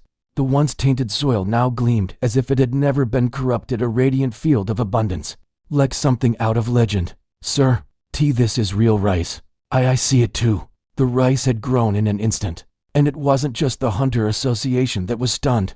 Li Yongwan, guildmaster of the Phoenix Guild, who had planned to pressure the association by polluting this land, was equally shocked. They must not know that magically accelerated crops are poisonous. Yongwan wasn't wrong technically. Since the cataclysm, humanity had experimented with growing crops using magic, but those crops, infused with mana, proved toxic to normal humans. How ignorant. These crops have been blessed directly by the divine. How could you call them poison? That pathetic straw doll. You'll only be forgiven for ignorance once. Do not sully the goddess's name with your loose tongue. There was a weight to Leon's voice, something commanding, something that demanded submission. More than that, an unspoken wariness of returnees like him kept others from acting rashly. Damn it, this wasn't supposed to happen. The Hanam Plain was meant to be a hostage. Just as the association suspected, the Phoenix Guild had deliberately triggered a dungeon break. The top 10 guilds in Korea were already receiving massive benefits, but they wanted more, especially exemption privileges for dungeon byproducts. This year, they aimed for tax exemptions worth 1 trillion won, but that number would only grow. Eventually, they would demand full immunity, and with dungeon breaks threatening national territory and citizens, the government would have no choice but to concede. But now everything had been derailed by one survivor. Li Yongwan desperately searched for something to criticize. Let's appraise it. For the safety of the people who might end up eating that rice, we need to verify it. Regardless of his true motives, the argument wasn't wrong. Magically grown crops were typically inedible for normal humans. So, an appraisal was certainly necessary. We'll lend you our guild's appraiser. I'm quite curious myself what kind of product grows in 1 second. With a sly, slimy grin, Yongwan waited eagerly. He was counting down to the moment the appraiser declared the crop tainted, so he could brand Leon a fraud. A appraisal result is in. That was fast. Our guild has very capable appraisers. Yongwan braced himself, eagerly anticipating the words, "This rice is inedible." But the appraiser, sweating bullets, hesitated, then finally managed to speak. "The result is rare grade. Every single stalk of this rice is classified as rare." After the cataclysm, appraisers, those who evaluate items, became one of the most crucial supporter classes. While appraisal skills themselves weren't exactly rare, a low-level appraiser could easily miss key stats or fail to interpret special abilities correctly. In that sense, Kang Sunwoo, the appraiser from the Phoenix Guild, was widely considered one of the best in Korea. And yet, appraising the miraculous rice that had grown before his eyes filled him with both excitement and a sense of inevitable disappointment. Rice force grown through magic carries toxins.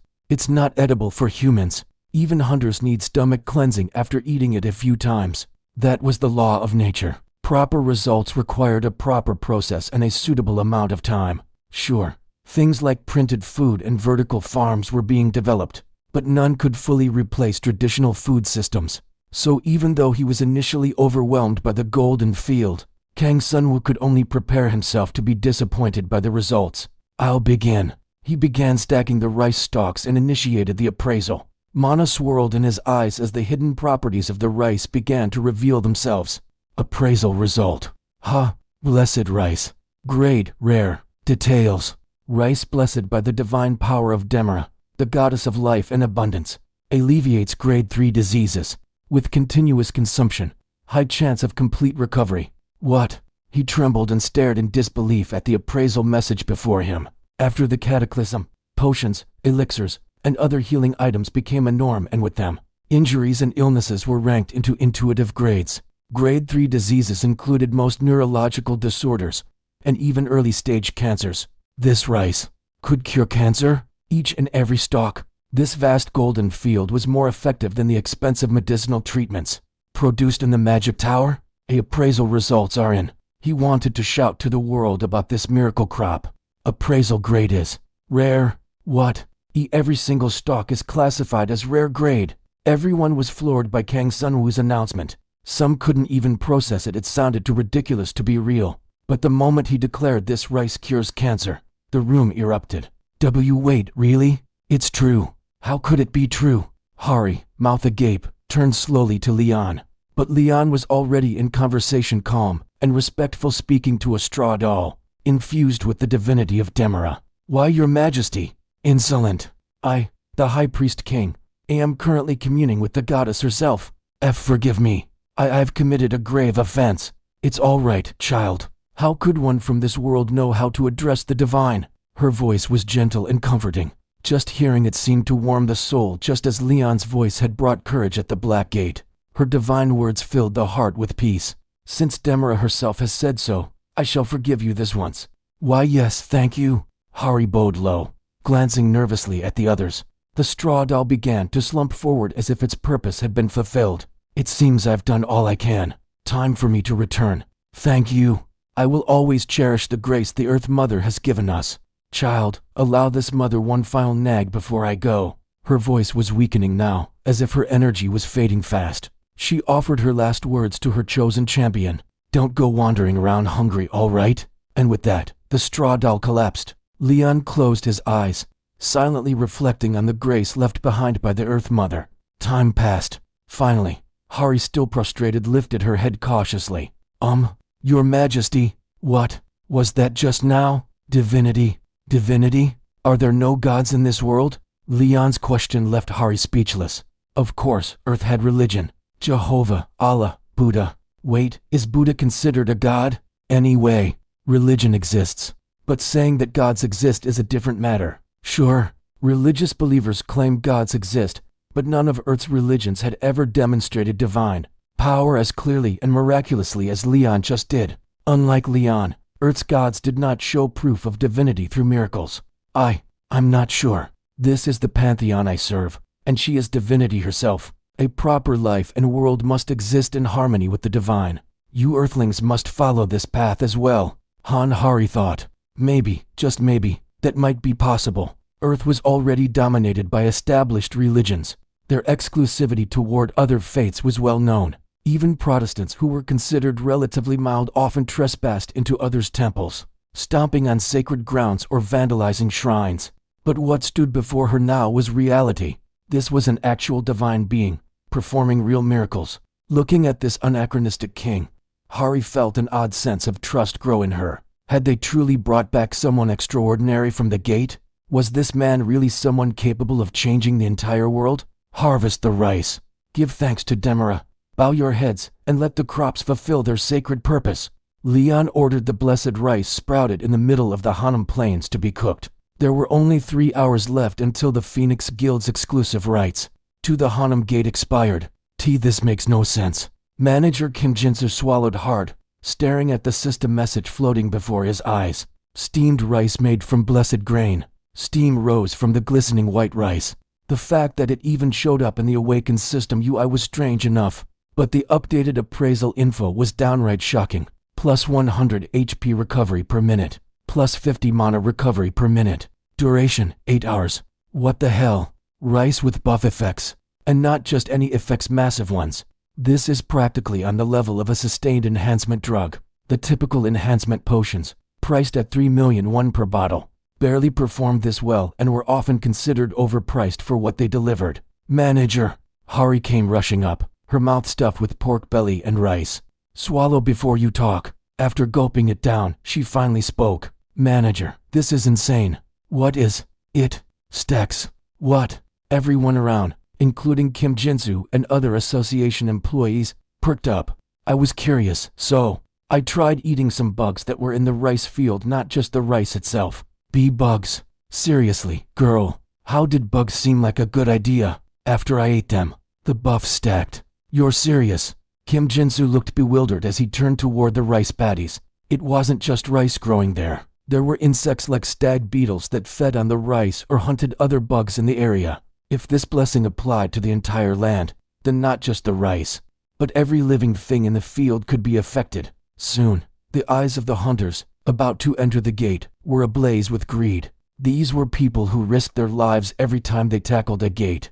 Government hunters were given minimal enhancement items, but only the bare minimum. To a regular salaried hunter, a 1,000,001 enhancer was a last resort. And now, free, high-grade enhancers were lying everywhere. A few bugs. No big deal. Catch them.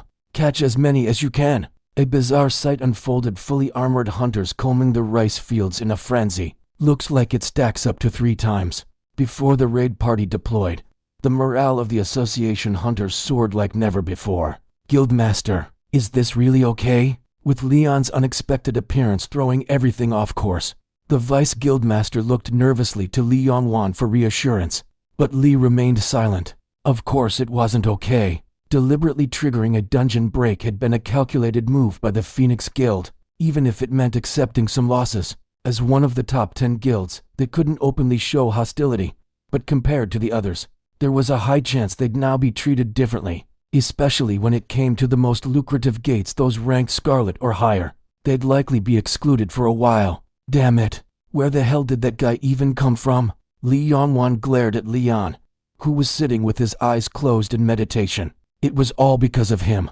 That survivor ruined everything. If it hadn't been for him, the government, battered and bleeding, would have had no choice but to give in to their demands. He should have just died inside that gate. Suddenly, Li Yongwan recalled a particular gate they had recently struggled with. Not bad.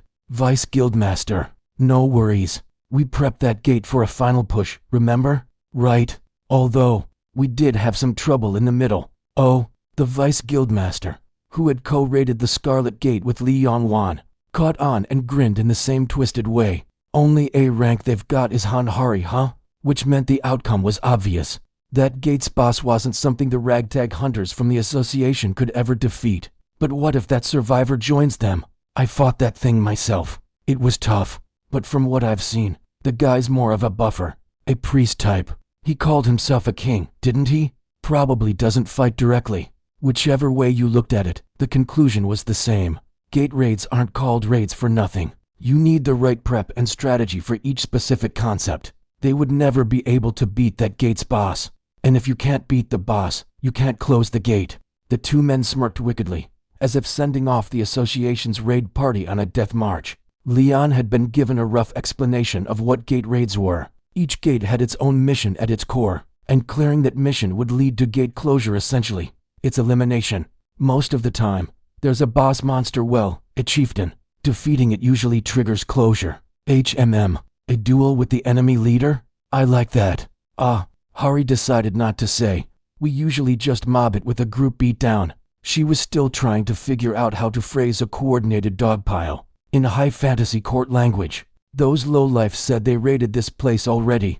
Yet there are still quite a lot of these monsters, huh? Leon commented as he watched Kim Jinsu and the association hunters battle at the front lines. Right from the start, hordes of skeletons armed with swords and shields charged at them. That's a unique feature of this dungeon. A feature? Yes. In most gates, the number of monsters decreases as they're defeated. But in certain cases like skeletons, zombies, or demons, if the boss is still alive, they respawn infinitely. I see. So the boss must be slain to end it. Understood. Hari guessed this was a necromancer-type dungeon, likely ruled by some sorcerer commanding undead.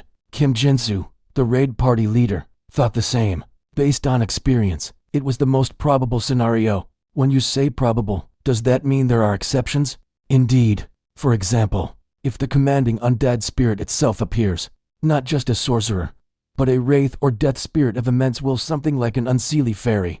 Just as Hari was about to explain, screech, a piercing, bone-chilling wail split the air.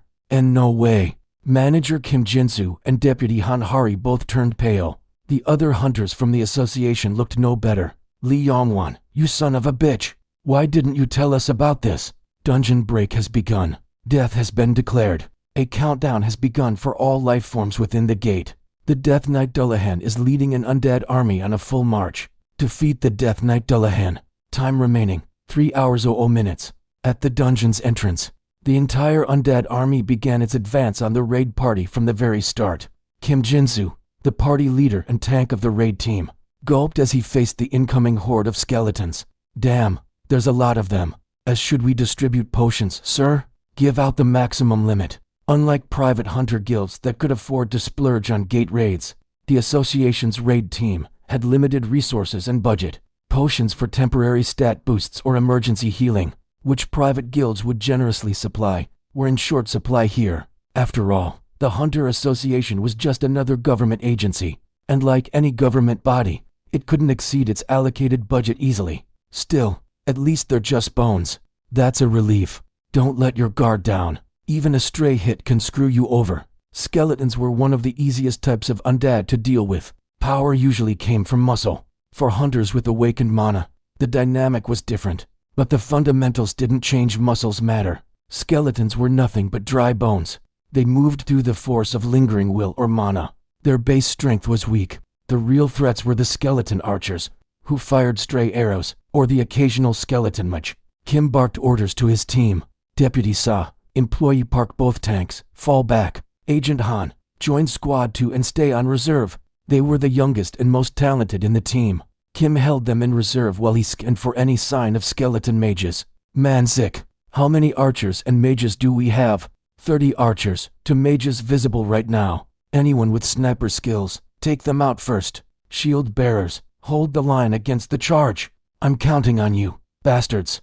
Before he could even finish, the skeleton army charged. When the sheer mass of bones collided with him, Kim's shield suddenly felt heavy, heavier than I expected. Is this what makes a Scarlet Gate different? Still, it wasn't so heavy that a B-rank tank like him couldn't handle it. One hand blocked the skeleton warriors, the other swung his warhammer, crushing skulls. Whiz! Suddenly, an arrow flew between the ribs of a skeleton aimed straight at him. His long shield barely protected his knee in time. What the hell? Skeleton archers have aim now. Startled, Kim smashed another skeleton and shouted, "Archers! Mages! Why the hell aren't you taking them out? Blind arrows from skeleton archers are no joke." "Sorry, sir." In response, the association hunters focused their sniping efforts on the skeleton archers. As one after another went down with pierced skulls, Kim smiled with satisfaction. Whoom! Then, a magic circle appeared up ahead. The skeleton mages had begun casting spells. God damn it! We don't even have a single mage, and the skeletons do. Magic tower mages came with a steep price tag. Kim bit back the frustration of a poor man and yelled, "I'm right here." He infused his voice with mana, raising his threat level instantly. The skeleton mages turned their attention to him. Because of that, the targeted location of their bombardment spell shifted from the center of the party to him. Boom! Gurg! A thunder spell exploded directly on top of him, but Kim withstood it. Barely. "Sir, I'm fine. Just tingling a bit. This armor's expensive as H." At that moment, a shadow loomed over him. Kim's eyes met something agaze. A head resting on the waist. A headless knight. A massive warhorse. All of it stared directly at him. Dullahan. Paralyzed, he couldn't react in time. The headless knight charged in on his giant horse and crashed into Kim Jinsu with full force. Kook. Crash. Kim was sent flying. Voices calling his name rang out from all directions, but were quickly replaced by screams. The headless knight Dullahan, the boss of the dungeon, had begun his rampage with a massive sword in hand. Crag. What the hell? How can he swing a greatsword that fast? What are you doing? Close that gap now. A gap opened up in the formation after the devastating cavalry charge. The skeletons swarmed through it. Skeletons themselves aren't particularly threatening. As long as formation is maintained, even a party made up mostly of D-rankers can handle them. But the moment they become deadly is in chaos. Unless you crush their skulls, these things can still move just with finger bones. Once they get tangled up with allies, it's a nightmare. Manager Kim, Han Hari and her party, who had been on standby as reserves, were agitated at the sudden collapse of the front line. What do? We have to go help, Assistant Manager Han. They had to help.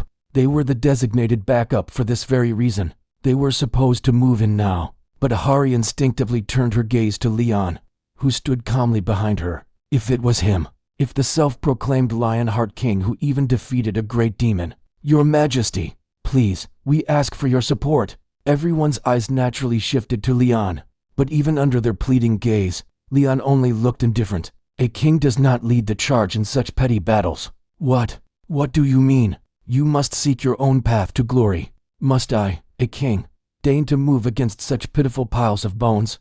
The Night King showed sincere disgust toward the skeletons and didn't draw his sword. To stain my blade with such wretched undead would be an insult to the goddess. Just watching them is repulsive. What the hell is this guy even talking about? But Ahari understood clearly now. He had no intention of moving. His eyes were fixed, almost fascinated, on the headless knight. Assistant Manager Han. What now? Damn it. Reserve team, we're going in now. Hari drew her sword. The tangled front lines were dangerous, but the most dangerous one was the Dullahan rampaging in the center of their formation. I'll handle the boss. Everyone else, support Manager Kim and the rest. She kicked off, using the skeletons as stepping stones, and leapt into the air, closing the distance to the Dullahan in an instant. It was a perfect, silent surprise attack, but the Dullahan, as if he had eyes in the back of his head, tilted his greatsword behind him to block her blade. He blocked it. Her surprise attack was instantly thwarted. A setback, but she had a follow-up. Using the Dullahan's horse as a springboard, she twisted in midair, pulling off a dazzling span, and slashed at his chest. Clang! But it only scratched the surface of the Dullahan's armor. Damn! Should have bought a more expensive sword. Given the limited budget, this had been the best weapon available. But the dungeon boss's armor was tougher than she expected, dense, heavy, and solid. Still, she was satisfied that she had drawn the Dullahan's attention.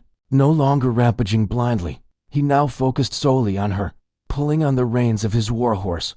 Come at me. As if answering her provocation, the reins snapped taut, and the horse charged forward, a brutal cavalry charge. From just a few steps away, boom, the Dullahan slammed into her. It was the same attack that had sent a B-rank tank like Kim Jinsu flying.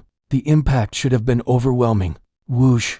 But at the moment of impact, flames erupted around them, cushioning the blow. The Dullahan realized at once that this was no ordinary fire. Hari smirked at him. "Sorry, but my skills are a bit flashy." She had been waiting for this moment. As soon as she had lured him away from the others with his last charge, she activated her skill. The flames stirred by her heart's mana surged upward and instantly engulfed the Dullahan. In a blazing inferno. Gah! A monstrous scream rang out from within the flames. Hari didn't let up. She drove her blade straight through the burning Dullahan's head. Clang! What? The finishing blow, which she had been sure would end it, struck with a far too clean sound as if it had hit steel. He blocked it with the flat of his greatsword. Even in that situation, a voice of admiration, a flicker of hesitation, and then a fist came flying through the flames. Ugh! The punch sent her sprawling across the ground. Hari couldn't believe it. It was one thing to survive her strike, but to block it perfectly? She hadn't even felt any impact. Hari! Other hunters rushed in to help her, but even their combined attacks couldn't break through the Dullahan's swordsmanship. Gawk! He casually swung his massive greatsword taller than a person to deflect each strike, then countered with overwhelming force. It might have been to protect his vulnerable head, but even with that huge handicap, the Dullahan was completely overwhelming the hunters. It was pure swordsmanship supremacy, parrying deadly attacks, deflecting them, and preparing for a lethal counter-strike. Magnificent! It was then. A booming voice rang out, loud enough to shake the entire dungeon. Everyone turned their eyes toward the blond man standing in the rear. He had dismissed the headless knight as just another undead. Leon had always despised unholy things. Skeleton soldiers, ghouls, corpse golems, death knights. There was no honor, no glory in raising the dead just to use them as meat shields. Creatures that lost their skills in life and relied only on brute strength and magic held no value. To a knight of the Grail, I misjudged. That thing is no ordinary undead. Leon had faced countless undead in his time, but none with swordsmanship like that. Such precise movements should have been impossible for an undead. Since when did corpses wield refined swordsmanship? Magnificent. And with that, he decided to join the fight. If he had found a truly outstanding knight, then what could be more honorable than defeating him in battle? His thunderous voice drew the attention of all. Even the skeletons froze. First, I must offer my apology. To mistake such a fine knight for a mere undead, such was the folly of my shallow eyes. The Dullahan, who had just been about to strike Hari, halted and listened to the voice. You wield a blade with excellence, even with one hand. You show strategy and tactics. Surely, in life, you were a renowned knight. He was, talking to the dungeon boss. Even the hunters froze at the absurdity of it. Very well. I, Leon Dragonia Lionheart, the Lionheart King, grant you the honor of naming yourself. Speak your name. The Dullahan did not respond. He couldn't. He had no vocal cords. He was closer to an undead moved by lingering will. But unlike typical undead, he had no means to communicate with mortals or the unseelie Phi. Realizing this, Leon gave a solemn nod. I see. Then I have committed a further offense. It is a shame I cannot know your name. Let us leave it as a tragedy of the battlefield. Wait, your majesty. You can't just talk to the final boss like this. Hari couldn't bring herself to say it out loud. Whether the other hunters were dumbfounded or not, Leon carried on like nothing else in the world mattered. Nameless knight, I grant you the right to challenge me to a duel. A duel? No. Wait, he didn't even challenge the boss.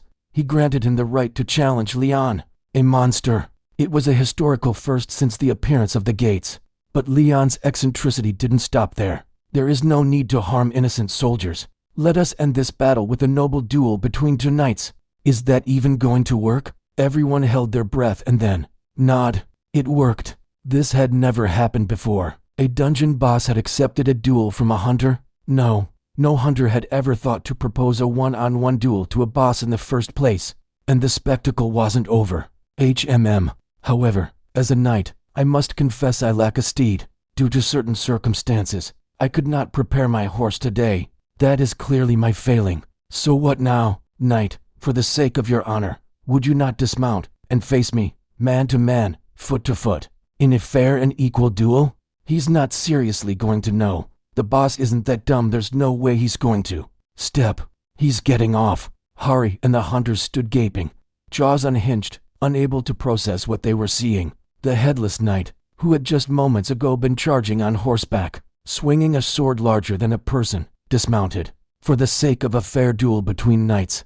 And then, as if by magic, the chaos of the battlefield subsided. A ring formed for the duel, and the hunters looked on, dazed and awestruck. Seeing the Dullahan dismount from his horse, Leon felt his assumption had been correct. Indeed, a knight of honor. Leon summoned a sword into the air. It was an old iron sword, but one that radiated strength. He wore no armor. After countless wars, the armor forged for him by Hedo, the god of iron and blacksmiths, had long since been broken. Looking at the Dullahan gripping his massive sword with one hand, while cradling his own head at his waist, Leon offered a word of courtesy. "You may set your head down. Surely your swordsmanship was once two-handed. To wield your blade with only one hand would make this no true duel. Your Majesty." It was Hari, approaching cautiously. "What is it?" "The Dullahan. It won't die unless its head is severed."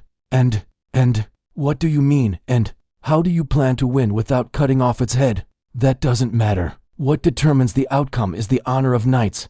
"No, but he literally can't die otherwise." Leon dismissed Hari's warning without a second thought and turned his gaze to the Dullahan, who had now handed his head off to a skeleton and gripped his sword with both hands. "I am Ariana's first knight, Grand Duke of Dragonia, and the Lionheart King of House Lionheart. I grant you, honorable knight, the right to challenge me." The archaic introduction and grand declaration had barely concluded when, with a clatter of heavy armor, the Dullahan closed the distance in an instant and brought his massive sword down like a hammer. Boom! A thunderous crash echoed, but Leon remained unharmed. The blades clashed, pressing against each other in a fierce power struggle. Are they evenly matched in strength?" Chief Kim, who had been struggling to get back up, spoke hesitantly, but Hari silently disagreed. Leon's sword was a standard longsword. In contrast, the Dullahan's weapon was a greatsword nearly twice its size, and despite the advantage of striking downward with full body weight, Leon hadn't budged. What kind of strength? Leon was overpowering the Dullahan through sheer physical might. In fact, he was the one with room to spare. The Dullahan gripped the blade with both hands, trying to force it downward. But in that moment, Leon twisted his sword, redirecting the force, and slipped into a sword grapple, his blade now aimed straight at the Dullahan's heart. "That's one." There was no need to explain what that meant. The Dullahan stepped back twice and spun his body. With a gust of wind, his greatsword came swinging around in a full-force arc, a devastating blow meant to crush through defenses. At first, it looked like Leon would parry it with his blade, but instead, he pressed it down with the pommel. His longsword, buried deep into the ground, held fast and stopped the incoming strike. In the next instant, Leon's foot struck the Dullahan in the chest. It was more of a shove than a swift kick, but somehow, the Dullahan's stance crumbled and he landed hard on his backside. Leon immediately leveled his blade again. "That's two." The hunters watching couldn't understand what they had just seen. Leon's kick had looked like little more than a light push, and yet the Dullahan had completely lost his balance. To a casual observer, it might have even looked like the Dullahan had gone easy on him. What just happened? Amazing. Hari, among them all. Only Hari understood what had just occurred. She had practiced swordsmanship from a young age, once considered a promising kendo prodigy. In boxing, fencing, any combat art, it might seem like it's all about fists or blades. But there's always something more. The foundation of balance and movement that stems from the lower body. Even a light jab, or a wrist flick meant to probe, begins from the weight centered in the hips. What Leon had done was destroy that foundation. At a glance, it seemed like he focused power into his kicking leg. But the real trick was the grounded foot. He used magic to create a small shockwave in a 2.5-meter radius. A technique that shakes the ground with footwork alone. A double-edged sword that disturbs the opponent's stance, but can also destabilize the user. Leon had executed it seamlessly, shattering the Dullahan's footing in one smooth motion. And once the balance was broken, the kick itself was just the final nudge, like pushing someone teetering on the edge of a cliff. He had performed this subtle, intricate move in the blink of an eye. "Steady your stance once more." The Dullahan clattered as he stood again, and the same sequence repeated itself.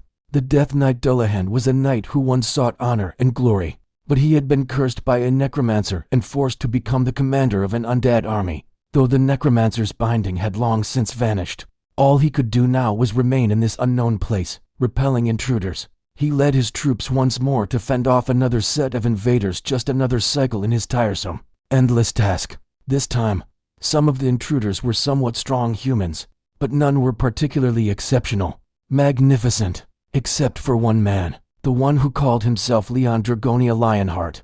That man had boldly demanded a duel as a knight. It had been so long since someone treated him like a knight and challenged him to a duel. Yet, he suspected it might simply be a ruse by a desperate man trying to survive. Anyone would have thought so when asked, "Won't you dismount your horse?" But had someone tried to utter such foolishness, the Dullahan would have been enraged at the insult to knighthood. Look at him. Look at that knight. The bearing of a battle-hardened veteran, the upright posture, and eyes like stars that yearned for honor and renown.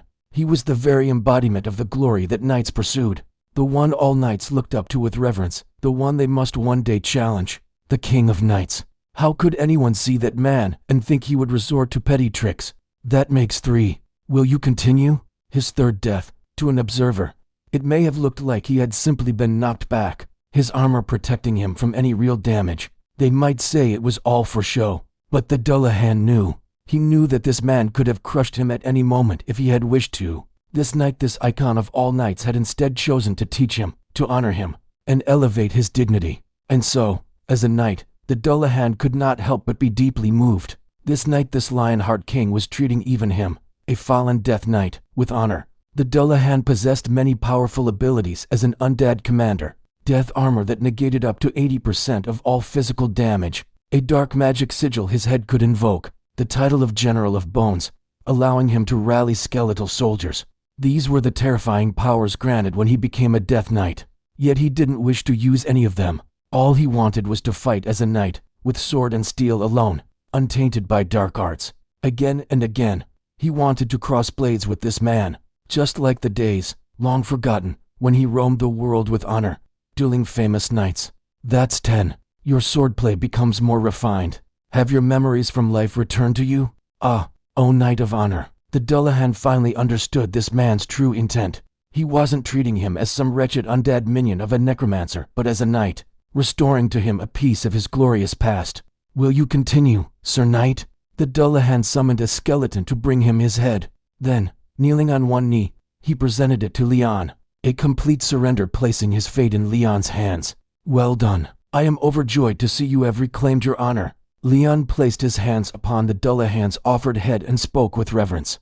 I shall pray for you. If you have a god you follow, may they grant your soul rest. If not, may the goddess guide you to the edge of her eternal garden. How many years had he spent in slaughter? How long had his battles lacked honor? May I meet this noble knight again, at the banquet of the gods.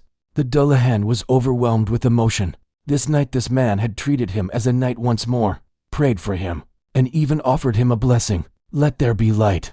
Light shone from Leon's hand. The Dullahan instinctively felt it. This light would guide him. In his final moment, he collapsed all the remaining skeletons under his command and bowed deeply before Leon. Glory to Leon Dragonia Lionheart. Though unspoken, his awe and devotion echoed throughout the dungeon. The dungeon boss, the Death Knight Dullahan, had fallen.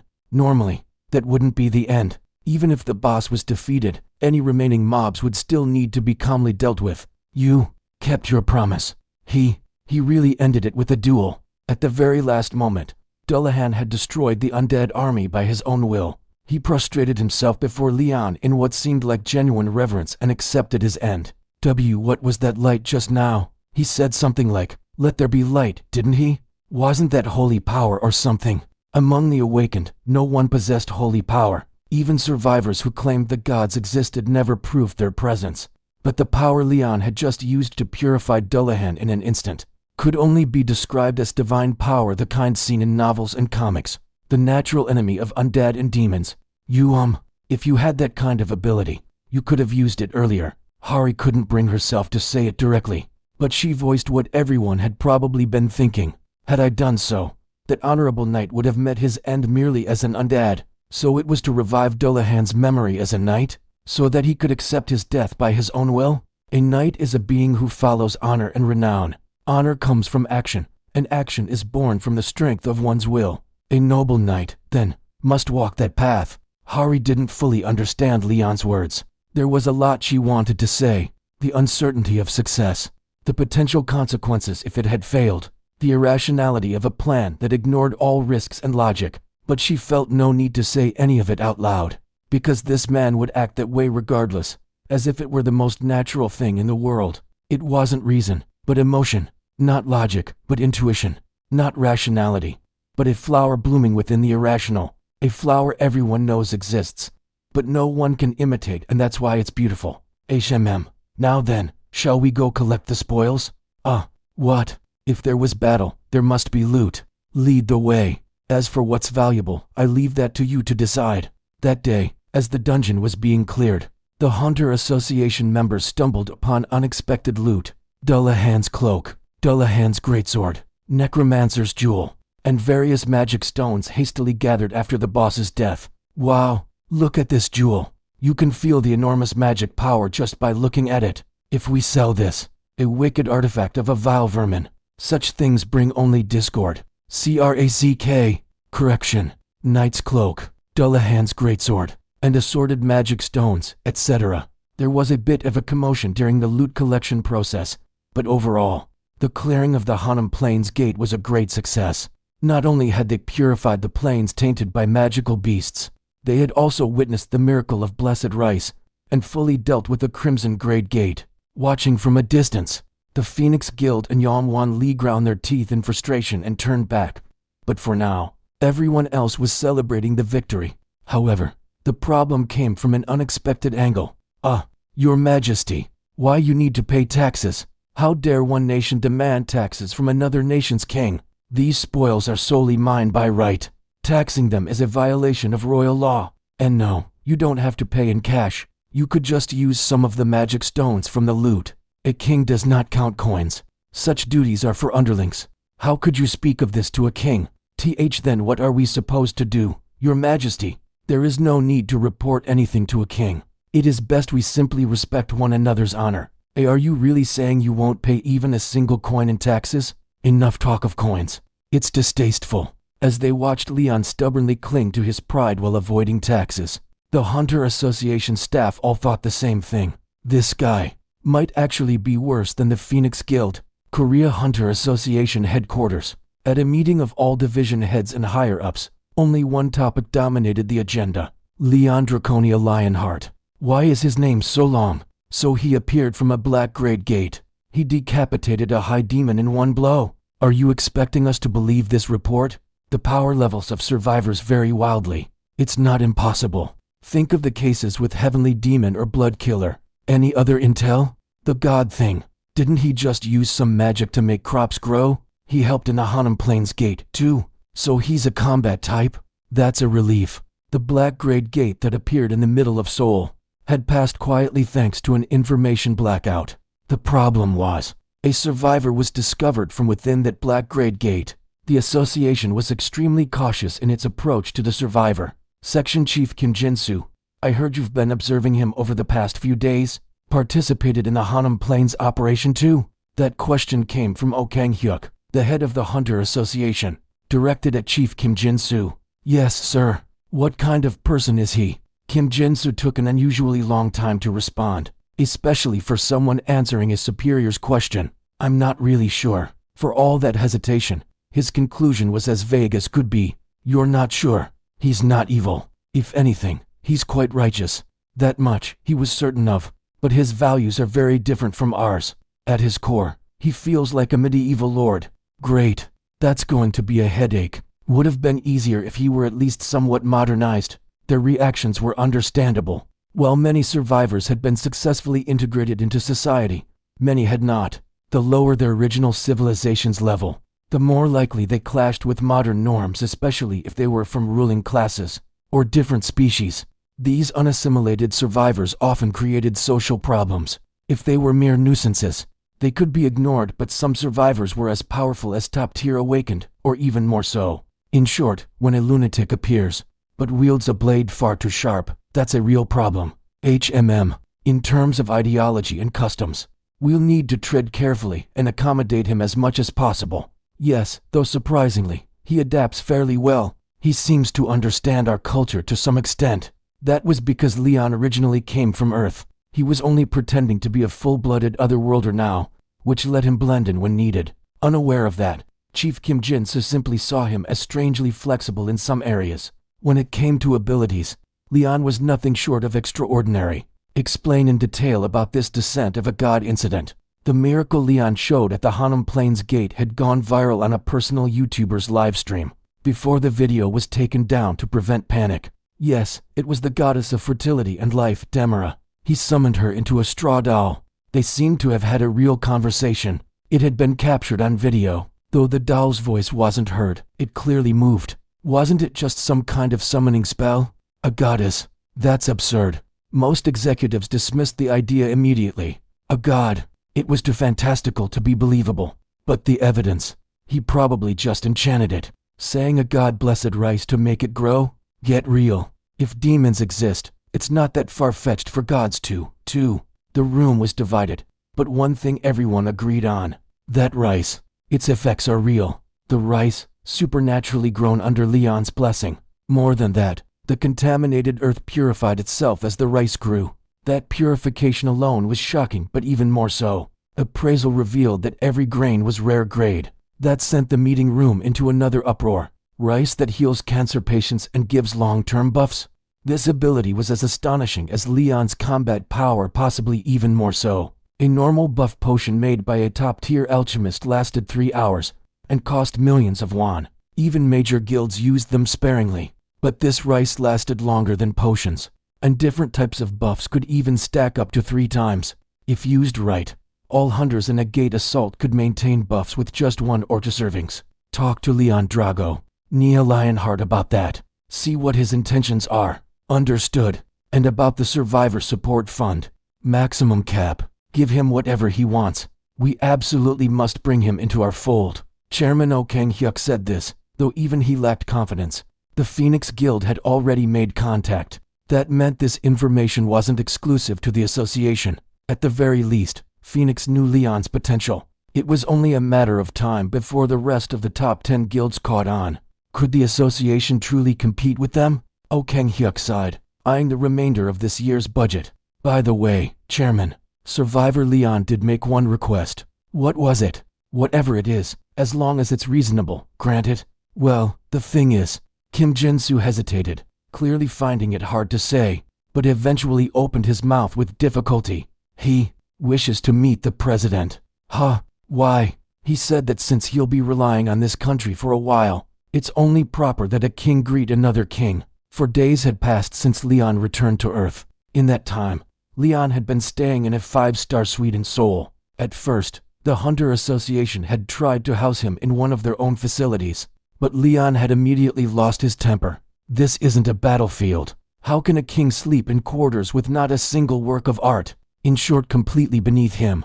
He demanded a room fit for royalty, complete with a luxurious bed, personal attendants on standby, and art pieces to enjoy at any time. Eventually, in the middle of the night, Hari scrambled across multiple 5-star hotels, renting a suite and asking the hotel to decorate it with available paintings and ceramics. It was the best compromise she could manage. Your Majesty, please, I beg you, go to sleep. At 2 a.m., Hari even fell to her knees in a theatrical apology pose like she'd seen in historical dramas, pleading with Leon to rest. Leon relented. After all, tormenting bureaucrats too much was beneath his dignity. The next morning, Hari personally handled room service.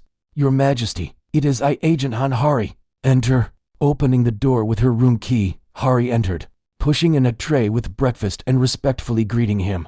I trust you are well rested and in excellent health, Your Majesty. Indeed. Hari carefully set the table herself. Your royal meal is served, Your Majesty. The meal was a luxurious galbi set costing over 100,000 won, complete with 5 side dishes and premium marinated Korean beef ribs that made her mouth water, just from the smell. Have you eaten? Not yet. You must eat when you can. Don't starve yourself. All right. Yes, sir. Just as Hari was thinking she'd grab a sandwich at the lobby cafe after Leon finished eating. Sit. Leon gestured to the seat across from him. Why, Your Majesty? He asked if she had eaten, and now offered her a seat. Was he going to share his meal with her? Hari, deeply touched, reached for some chopsticks. Just then, what are you doing? Pardon. Why haven't you yet prepared the ribs to be eaten? Wait. Weren't you going to share them with me? In what country does a king dine at the same table as a commoner? Of course. Hari bowed her head in silence and got to work separating the bones from the marinated meat. After checking out, Hari had Leon board the Hunter Association's official vehicle and they headed off somewhere. On the way, she began explaining things. The Hunter Association has arranged for support funds and a resettlement grant, Your Majesty. It may not be quite a royal palace, but will provide a place where you won't feel lacking such considerate treatment. When will the President of the Republic of Korea be available to meet? We need to consider security measures. Does your country think a king, would stoop to assassination? Kings do not slay fellow kings. And no, of course not, Your Majesty. Hari also didn't think Leon would suddenly pull a sword on the president, but he might wasn't an acceptable margin of risk, not when it came to the president's safety. He possessed a level of power that even S-rank hunters would struggle to stop. And if he ever snapped, it wouldn't be surprising if the worst disaster in Korean political history unfolded. And more importantly, about the place where Your Majesty will be staying. As I mentioned before, real estate in the capital region is extremely expensive, so it's going to feel quite cramped compared to your former palace. Would that be all right? At first, they considered getting him a decent apartment in Seoul. Survivors with high-grade evaluations received a housing subsidy of 15 million won over 1 year. For a modern person, that'd be enough to live in a home fit for a king, paying roughly 1.3 million won a month in rent. But Leon was a king. He'd once owned a royal palace, and even just his sleeping chamber among hundreds of rooms must have been enormous. To match his taste, they'd practically have to hand over the Blue House or Gyeongbok Palace. Obviously, that was out of the question. How could I indulge in luxury as a mere guest? Hari didn't mention that, to meet Leon's demand for art, the Hunter Association had pulled strings to borrow museum pieces, some worth hundreds of millions of won. Nor did she say that Leon's assigned residence was the personal vacation home of Oh Kang-hyuk, the president of the Hunter Association. The association had gone to great lengths to accommodate Leon's picky tastes and quietly hoped that all that effort would pay off. But if they made it too obvious, Leon would probably scold them for lacking class. By the way, Your Majesty, about the distribution of loot.